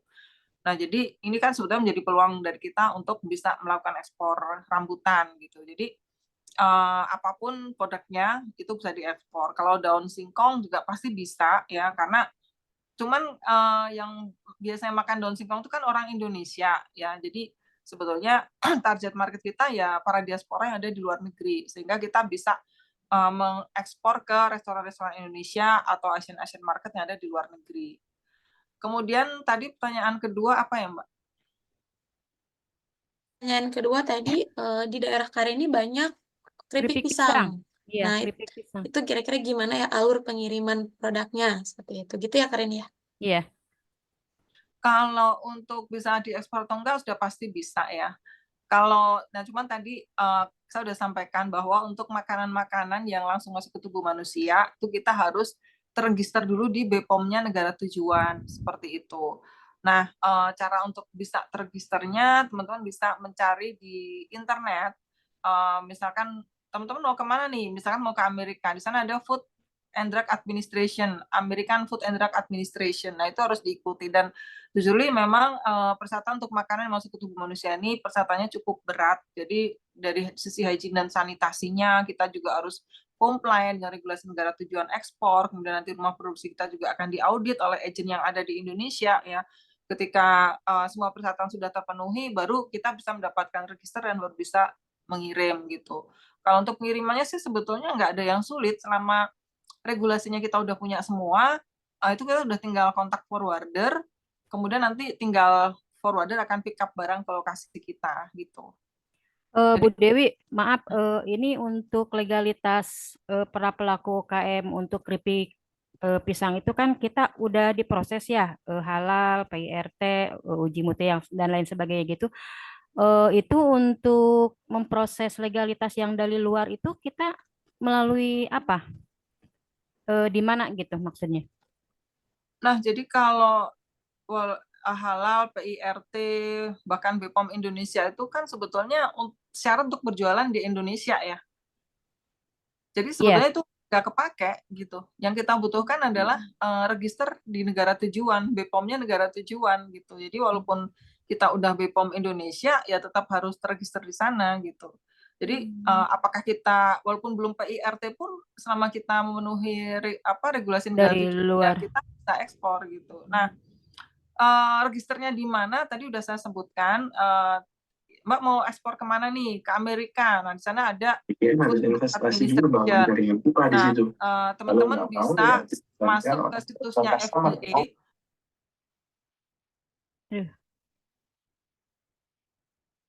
Sebentar. Ini sepertinya ke unmute ya Bu Dewi. Oke. Ya, jadi untuk bisa terregister, teman-teman bisa searching di internet ya. Jadi misalkan mau ke Amerika, teman-teman bisa pakai situs FDA, American FDA gitu. Atau teman-teman bisa, misalkan mau ke Taiwan, Taiwan FDA seperti itu. Jadi kita mesti bisa mencari apa sih situs untuk terregister di negara tersebut itu sudah bisa dilakukan secara online atau sebetulnya agent di Indonesia juga sudah ada gitu ya. Nah, teman-teman bisa kontak ke Indonesian agent yang ada di Indonesia, itu juga bisa searching by internet. Kalau agent situsnya apa, saya nggak bisa info, bukan nggak info, kan saya nggak tahu negaranya negara mana dulu nih. Negara kan banyak ya, contoh kayak kemarin saya juga udah sering sih bikin di grup itu, di postingan kayak ke Australia itu juga ada Australian Food Safety. Nah, itu yang bisa kita apply ke sana juga gitu. Oh, jadi maksudnya di Indonesia itu juga ada ya, Bu, untuk membantu membuatkan legalitas nanti di bayar negara mana gitu ya? Ada. Iya. Iya, Bu. Yang terakhir, apakah ada pendampingan nanti kalau misalnya kita mau memulai ekspor, Mbak, Bu? Nah, kalau ini jawabannya ada di Commerce Team nih. Karena penyelenggaranya kan Commerce Team ya. Iya. Oke, kalau untuk yang pertanyaan nomor 3 itu sejujurnya dari tim kami itu memang belum ada programnya gitu. Tapi mungkin nanti bisa kami arahkan juga ini ke timnya Bu Dewi ya, UKM Eksporter Indonesia. Karena kan memang yang saya tahu dari tim internalnya Bu Dewi sendiri itu juga ada program private-nya ya Bu ya, gitu. Cuman kemarin ya saya sempat ngobrol-ngobrol juga nih sama Kak Tuhu nih dari timnya Bu Dewi untuk program private katanya di hold dulu untuk sementara karena memang saat ini Bu Dewi dan tim sedang sibuk sekali gitu ya Bu ya. Gitu. Nah, jadi nanti mungkin dari Kak Reni bisa langsung nanti saya kasih nomornya juga mungkinnya saya izin dulu nih ke Kak Tuhu, kayaknya Kak Tuhu ada di sini ya. Itu barangkali misalkan mau serius dan mungkin nanti di suatu momen Kak Tuhu dan tim ada waktu nanti mungkin bisa lah gitu untuk kolaborasi kayak gitu. Paling nanti Kak Reni langsung ke timnya Bu Dewi aja gitu ya Kak Reni ya. Semoga menjawab. Siap. Ya, siap. Ditunggu ya Mbak Rere, Bu Dewi. Oke. Ya, Ya. terima kasih. Sama-sama. Sama-sama. Oke, sebelum kita ke next penanya ya, ini kita ke penanya dulu yang ada di kolom chat. Ini ada dari Kak Galih nih. Halo Bu Dewi dan Kak Rere, mau tanya untuk komunikasi dengan buyer, apakah selalu menggunakan email atau biasanya call atau WA chat juga? Itu pertanyaannya. Mangga Bu Dewi, boleh silahkan. Iya, jadi apakah bisa WA, apakah email, apakah WA atau chat, bisa semuanya sih. Kalau kita maksimalkan ya. Jadi biasanya kalau lewat email dulu ya kita email, kemudian dari email itu biasanya berlanjut ke WA. Kalau misalkan memang kita punyanya itu kontak WA, ya kita lewat WA. Atau misalkan kita lewat media sosial, ya kita kontakkan lewat DM. Jadi bisa lewat mana aja gitu. Oke, itu ya tadi ya Kak Galih ya, Kak Galih Setiawan. Semoga menjawab ya. Jadi semua sosial media yang bisa kita kerahkan gitu, kita gunakan gitu ya Bu Dewi ya. Betul, betul. Oke, selanjutnya ke penanya berikutnya. Ini ada dari Kak Agung. Kak Agung, apakah ada di sini? Mangga, silahkan. Halo, Assalamualaikum Bu Dewi, Mbak Rere. Waalaikumsalam. Waalaikumsalam. Selamat siang Bu, izin memperkenalkan diri, saya Gung Jung. Kebetulan di sini saya juga jadi pendamping UMKM ya dari Commerce. Ini saya mau tanya Bu, jadi kita kan lagi bangun brand ya Bu. Saat ini ada beberapa brand yang lagi kita bangun nih ceritanya gitu Bu. Nah, yang pengen saya tanyakan Bu, sebenarnya untuk sampai tahap kita ekspor, ya kita flashback lah. Negara kita sendiri kan juga negara konsumtif ya Bu. Maksudnya dalam tanda kutip pangsa pasarnya kan besar ya. Nah, proses kita memantaskan dirinya sebenarnya itu untuk ekspor apakah ketika brand kita itu sudah benar-benar ya ini bicara produk brand gitu ya. Apakah itu ketika harus sudah benar-benar menguasai pasar lokal kita atau sebenarnya lebih bagus juga ketika kita bisa jalan bareng kayak gitu loh. Kayak gitu. Jadi itu sih apakah sebaiknya di tempat kita dulu yang kita kuasai, kemudian baru kita ekspor, atau sebenarnya itu tergantung dari produknya kayak gitu loh. Maksudnya nggak semua produk harus kita kuasai dulu, dan juga mungkin ada produk-produk tertentu yang kayak misalkan produknya ibu itu sebenarnya bisa langsung nih kayak gitu. Itu jadi itu yang saya tanyakan sih Bu. Sama mungkin boleh share Bu kayak semisal kita kan pengen coba riset nih, riset mungkin ibu bisa barangkali berkenan untuk nge-share kayak platform yang mungkin ini loh untuk biasanya tempat para buyer itu berkumpul kayak gitu. Mungkin itu Bu, Bu Dewi yang ingin saya tanyakan. Terima kasih. Assalamualaikum warahmatullahi wabarakatuh. Oke, 2 pertanyaan. Yang pertama, mungkin singkatnya fokus branding produk dulu gitu ya, terus jualan di dalam, atau kita fokus branding sambil jualan ekspor gitu ya, pertanyaan pertama ya. Oke, Ya, mangga betul Mbak. Bu Dewi silahkan. Ya, kalau untuk pertanyaan pertama nih yang saya jawab langsung ya, jadi sebetulnya ada yang teman-teman harus pahamin. Kalau teman pernah dengar istilah OEM, Old Equipment Manufacturing atau private label. Jadi sebetulnya dalam perdagangan internasional yang terjadi adalah kita bisa bilang mungkin 90% para buyer itu akan membeli dalam bentuk custom atau menggunakan brand mereka. Sehingga even kita itu ngebangun brand kita di sini kayak apapun nggak akan kepake teman-teman.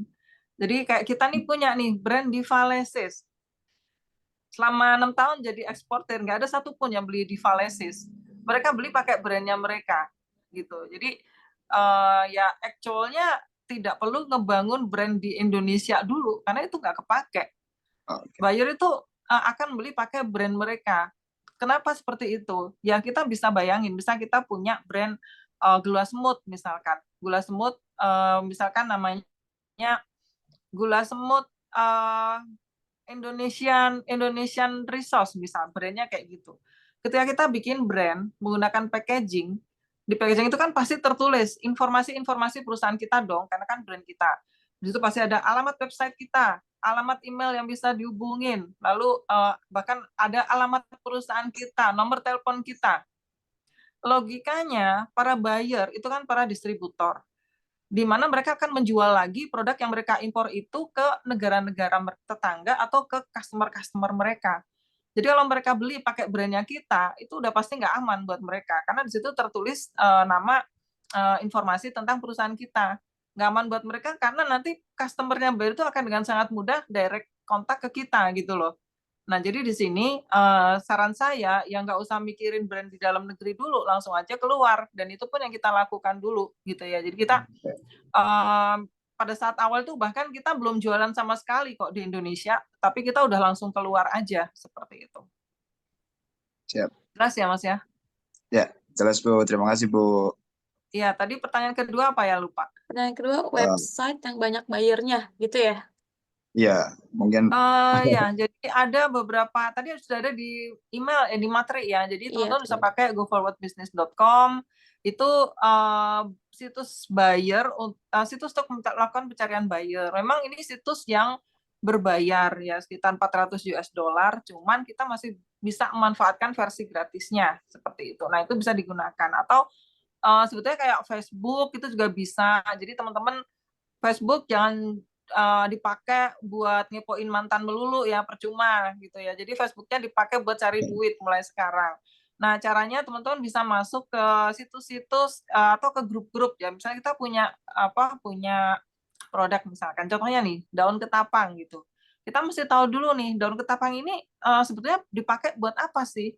Oh, buat netralisir pH air untuk para pencinta ikan hias. Nah, kita tinggal cari nih grup pencinta ikan hias. Nah, dari situ kita tawarkan produk kita, si daun ketapang ini tadi. Ini contoh, jadi kita bisa menjual kita bisa cari buyer itu dengan masuk ke grup-grup yang relate dengan produk yang kita jual. Jadi nomor satu kita harus tahu dulu nih, pengguna produk kita itu siapa. Kan gitu, baru kita bisa melakukan pencarian buyer lewat media sosial. Jadi sebetulnya tidak harus yang berbayar. Sudah ada lagi yang lebih worth it, yaitu Alibaba. Alibaba itu sangat worth it banget buat cari buyer ya. Hampir bisa dibilang 80%-an closing lah. Cuman ya tadi lagi ada istilah man behind the gun. Even kita tuh udah bayar miliaran buat bayar ke situs buyer finder. Kalau kita sendiri nggak punya capability atau dianggurin doang, habis daftar dianggurin ya nggak bakalan dapat buyer kan gitu. Jadi seharusnya juga bisa menjamin bahwa dengan kita membayar ratusan bahkan puluhan juta ke satu situs untuk cari buyer, kalau kitanya sendiri nggak concern di situ ya nggak akan bisa closing. Tapi even kita itu nyari buyernya itu di situs gratisan, kayak kita tuh biasanya pasti di Facebook, di Instagram, Google Map gitu kan, di internet itu semua gratis. Dan jujur sampai dengan hari ini kita nggak pernah ikut situs yang berbayar, bahkan cara bayarnya gimana aja kita nggak tahu gitu. Jadi jangan tanya sama saya gimana caranya bayar GoForward, nggak tahu, saya nggak pernah ikut gitu ya. Jadi kita manfaatin aja lah yang gratis-gratis dulu. Siap Bu. Wah, terima kasih banyak ini Bu Dewi. Terjawab pertanyaan. Oke, terima kasih ya ke Agung. Oke, selanjutnya mungkin kita ambil dari pertanyaan di kolom chat dulu ya. Oke teman-teman, sebagai informasi ini kita akan selesai pukul 12 siang gitu. Jadi nanti untuk pertanyaan yang sekiranya belum terjawab itu nanti bisa disampaikan itu lewat grup gitu ya, grup diskusi gitu. Kemudian nanti untuk rekapan pertanyaannya nanti saya coba untuk buatkan juga gitu ya. Oke, ini ada pertanyaan dari Kak Jemi. medsos yang bagus untuk dilihat buyer apa ya, Bu? Apakah Instagram? Itu pertanyaannya. Iya, mungkin based on experience juga, betul. Jadi Instagram, kemudian LinkedIn ya. Jadi kalau kita bisa lihat zaman sekarang, brand apa sih yang nggak punya Instagram? Semua brand besar itu punya Instagram gitu. Jadi makanya kita juga harus punya brand punya Instagram yang khusus buat jualan ya. Bukan Instagram pribadi yang isinya lagi selfie, lagi ngecil apa di kafe gitu, bukan. Jadi teman-teman harus punya Instagram yang khusus buat jualan ekspor, dan tentu saja isinya adalah produk, pengenalan produk kita, kemudian kayak overview mengenai produk knowledge dan sebagainya seperti itu, dan tentunya semuanya harus dalam bahasa Inggris. Oke, terjawab ya itu tadi Kak Jemi. Oke, selanjutnya kita sampai 2 penanya aja ya, berarti tinggal Kak Ridwan dan Kak Sinta. Monggo dari Kak Ridwan, bisa tolong dipersingkat juga ya pertanyaannya. Kak Ridwan, mangga silakan. Ada di sini nggak Kak Ridwan? Kak Ridwan, ada nggak? Kalau nggak ada, berarti satu penanya lagi ya. Oke, kalau nggak ada, oke kita lanjut ke Kak Sinta. Mangga silakan Kak Sinta. Assalamualaikum Bu Dewi. Waalaikumsalam. Masya Allah, senangnya lihat Bu Dewi akhirnya. Bu, nanya, jadi untuk saat ini aku punya produk jahe dan madu. Madu hitam, madu hitam, madu kelanceng, dan madu merah biasa. Nah, itu kalau untuk jahe sendiri kan termasuk rimpang ya Bu ya, rempah-rempah. Nah, dan madu sendiri itu kan termasuk yang masuk ke dalam tubuh manusia. Berarti itu salah satu produk yang memerlukan syarat-syarat yang panjang yang kata Ibu tadi ya. Jahe dan madu itu. Betul. Termasuk jahe ya, Bu ya? Iya, betul. Kalau jahe itu kan tergantung jahenya dalam bentuk apa dulu nih. Jadi ketika jahenya dalam bentuk bubuk atau jahenya itu bubuk siap minum, nah itu masuknya ke FDA, Food and Drug Administration. Kita ngikutin regulasinya FDA. Tapi kalau jahenya itu masih dalam bentuk raw, masih dalam bentuk fresh, nah itu masuknya ke USDA, United States Department of America, kalau mau ke Amerika. Jadi beda regulasi, tergantung dari jenis produknya apa, seperti itu. Siap, Ibu. Berarti kalau untuk jahe yang gelondongan ya, bahasanya tuh jahe utuh, jahe fresh, Ya. bukan yang FDA ya Bu ya, tapi yang satunya itu tadi ya. Ya, kalau ke Amerika ya, karena kalau beda negara beda lagi. Kayak Taiwan itu mereka punya food safety-nya sendiri, namanya Taiwan FDA, seperti itu. Oke, siap. Oke, baik. Makasih banyak Bu Dewi. Mungkin itu dulu pertanyaannya. Assalamualaikum. Oke, waalaikumsalam. Terima kasih Kak Sinta.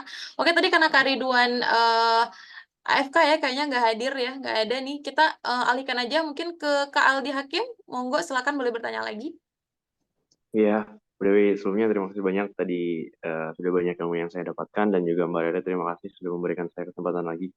Mungkin saya ingin bertanya one more thing, Mbak Dewi, perihal kaitannya dengan buyer, terkait dengan tadi berbagai macam ya ilmunya mengenai buyer itu. Mungkin yang jadi concern saya saat ini itu adalah kontrak dengan buyer itu seperti apa Bu, based on experience Ibu. Jadi kan karena kaitannya berangkat dari tadi, apakah buyer itu fully trust ke kita, dan bagaimana cara kita buat buyer itu fully trust ke kita. Nah, pastikan salah satu halnya dengan ada kontrak ini. Nah, kontrak ini tuh bisa antara kita dengan buyer aja, ataukah ada pihak ketiga atau broker lain, atau maybe dengan forwarder gitu, Bu, berdasarkan experience-nya Ibu. Di situ, Bu, pertanyaannya. Oke, kan langsung aja ya. Kalau ditanya kontraknya kayak apa, nggak tahu, karena nggak pernah pakai kontrak. Oh. Nah, jadi gini, ya sekarang gini, kita tuh kan posisinya seller. Buyer itu kan customer kan.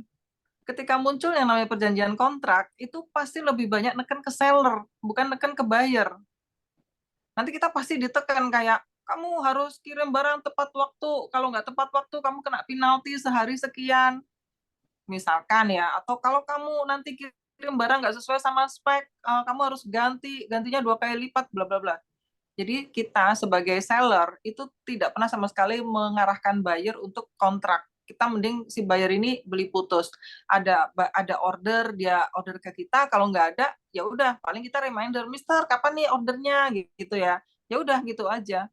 Bahkan kalau ada buyer minta kontrak itu kita cenderung menghindari, nggak usah kontrak deh gitu kan. Karena tapi even dibikin kontrak pun kalau misalkan buyernya ngotot bikin kontrak, terus yang mau ngejamin kekuatan hukumnya itu siapa, negara mana gitu kan, kita beda.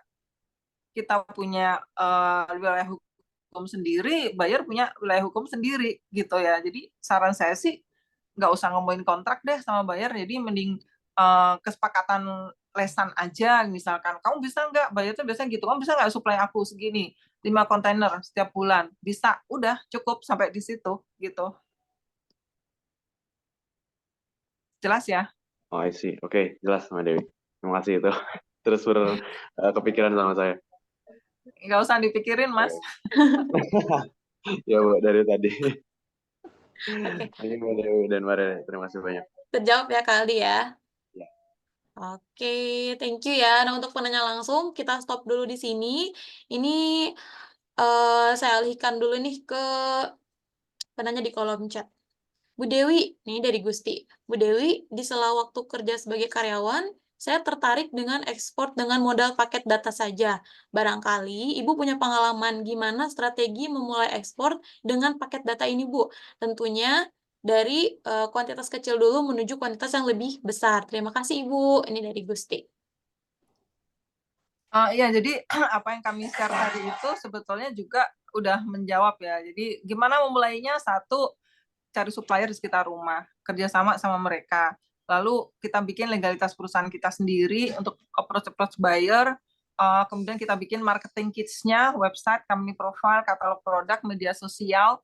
Nah, berdasarkan tadi legalitas perusahaan, kemudian marketing kits itu tadi, kita kita lakukan pencarian buyer di berbagai platform. Kalau connect kita orderkan ke supplier seperti itu. Jadi di sini kita ya modal kuota internet aja, nanti kita minta pembayaran yang aman untuk kita, kemudian nanti tinggal kita bayarkan ke supplier. Jadi kita kayak sebagai perantara aja sih sebetulnya gitu. Oke, ini Kak Gusti terjawab ya Kak ya untuk pertanyaannya gitu ya. Tetap yang paling penting itu adalah start dulu aja gitu ya Bu ya. Start dulu, kemudian cari dulu nih produsennya mana gitu. Oke, kita ke next question. Ini kayaknya pertanyaan terakhir ini dari Kak Reni. Kak Reni minta langsung nomor kontak Bu Dewi untuk tindak lanjut posko. Oke, untuk kontak langsungnya itu nanti saya mohon maaf gitu ya, mungkin untuk nomor kontak langsung Bu Dewi itu tidak boleh disebarluaskan gitu. Paling nanti saya hubungkan dengan timnya Bu Dewi gitu ya Bu ya. Gitu. Boleh ya. Karena kan itu masuknya ke privasi juga kayak gitu. Nah, karena Bu Dewi udah punya tim, itu nanti paling saya arahkannya ke timnya. Itu ya. Kak siapa nih? Kak Reni gitu ya. Barangkali juga nanti Bu Dewi dan tim ada waktu, nanti juga bisa ikut kelas private-nya yang Bu Dewi itu. Gitu. Terus ini ada juga nih. Oke, ini mungkin terakhir ya, terakhir sebelum kita closing nanti Bu Dewi dari Alamsyah. Tolong buatin step-step ekspor barang ya di tempat saya. Kayu kopi banyak banget. Ada 3 kabupaten penghasil kopi dari zaman sebelum merdeka. Nah, mungkin ini pertanyaan terakhir, Bu Dewi. Mangga silahkan dijawab. Ya, mungkin saya juga bisa sharing gimana akhirnya saya bisa menemukan buyer kayu kopi. Sebetulnya sederhana banget. Kita tuh punya apa sih gitu ya? Misalkan kita punya kayu kopi, oke. Kita lakukan pencarian di internet dengan keyword coffee wood misalkan. Coffee wood, kita cari nih coffee wood, akan muncul ya di internet itu produk dari coffee wood. Misalkan dalam bentuk pot kah, dalam bentuk handicraft pot kah, atau dalam bentuk starpole, atau dalam bentuk apa gitu kan. Nah, dari situ misalkan nih kita nemu nih website yang jual misalkan pot dari coffee wood, ya udah tinggal kita cari kontak asnya, kita kontak gitu. Tapi kan sebelum bisa kontak buyer, kita sendiri juga udah harus siap dulu nih sama senjata perangnya, kayak kita udah harus punya website tentang coffee wood, kita punya company profile-nya, kita punya katalog dan sebagainya. Jadi tinggal apa ya, pinter-pinternya kita aja melakukan pencarian buyer seperti itu.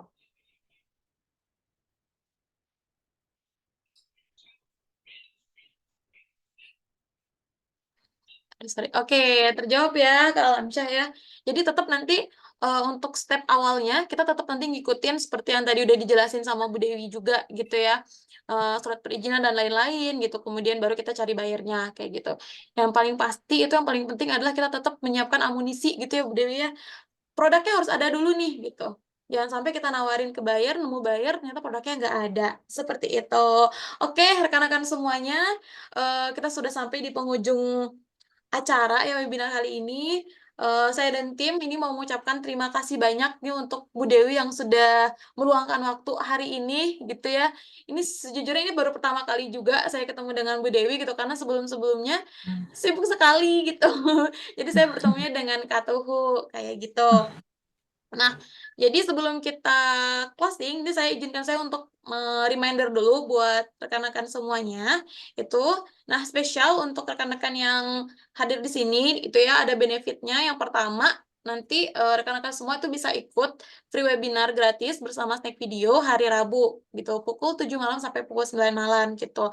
Nah, kemudian juga nanti ada free konsultasi via grup, itu hanya selama 2 minggu saja, gitu. Dan kalau misalkan nanti kebutuhan dari rekan-rekan semua ini itu nanti lebih daripada materi pemula itu nanti akan diarahkan mungkinnya ke timnya UKM Ekspor Indonesia seperti itu. Entah itu mungkin ikut kelas privat dan lain sebagainya.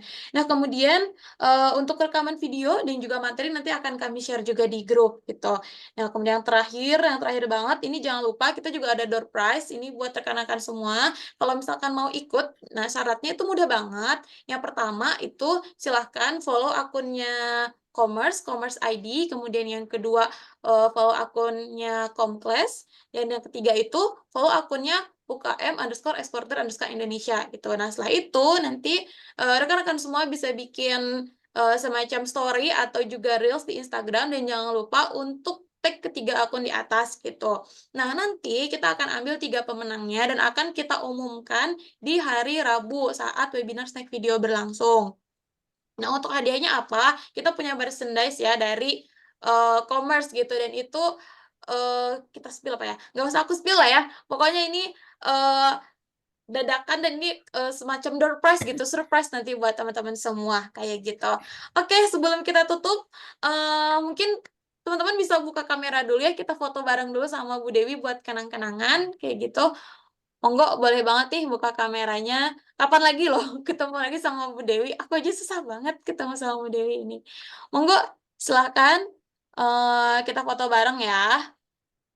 Silakan saya tunggu nih 10 detik. 1, 2, 3, 4, 9, 10. Udah ya. Kita foto ya. 1, 2, 3, smile.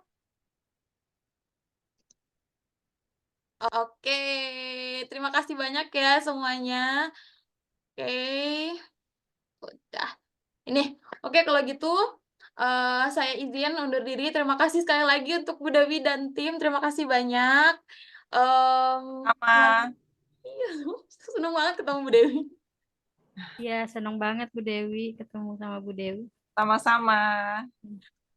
Oke, kalau gitu saya tutup. Mohon maaf apabila dalam menemani webinar ini masih banyak kekurangannya. Wabillahi taufiq wal hidayah. Wassalamualaikum warahmatullahi wabarakatuh. Waalaikumsalam warahmatullahi wabarakatuh. Oke, mangga boleh meninggalkan Zoom meeting-nya. Terima kasih.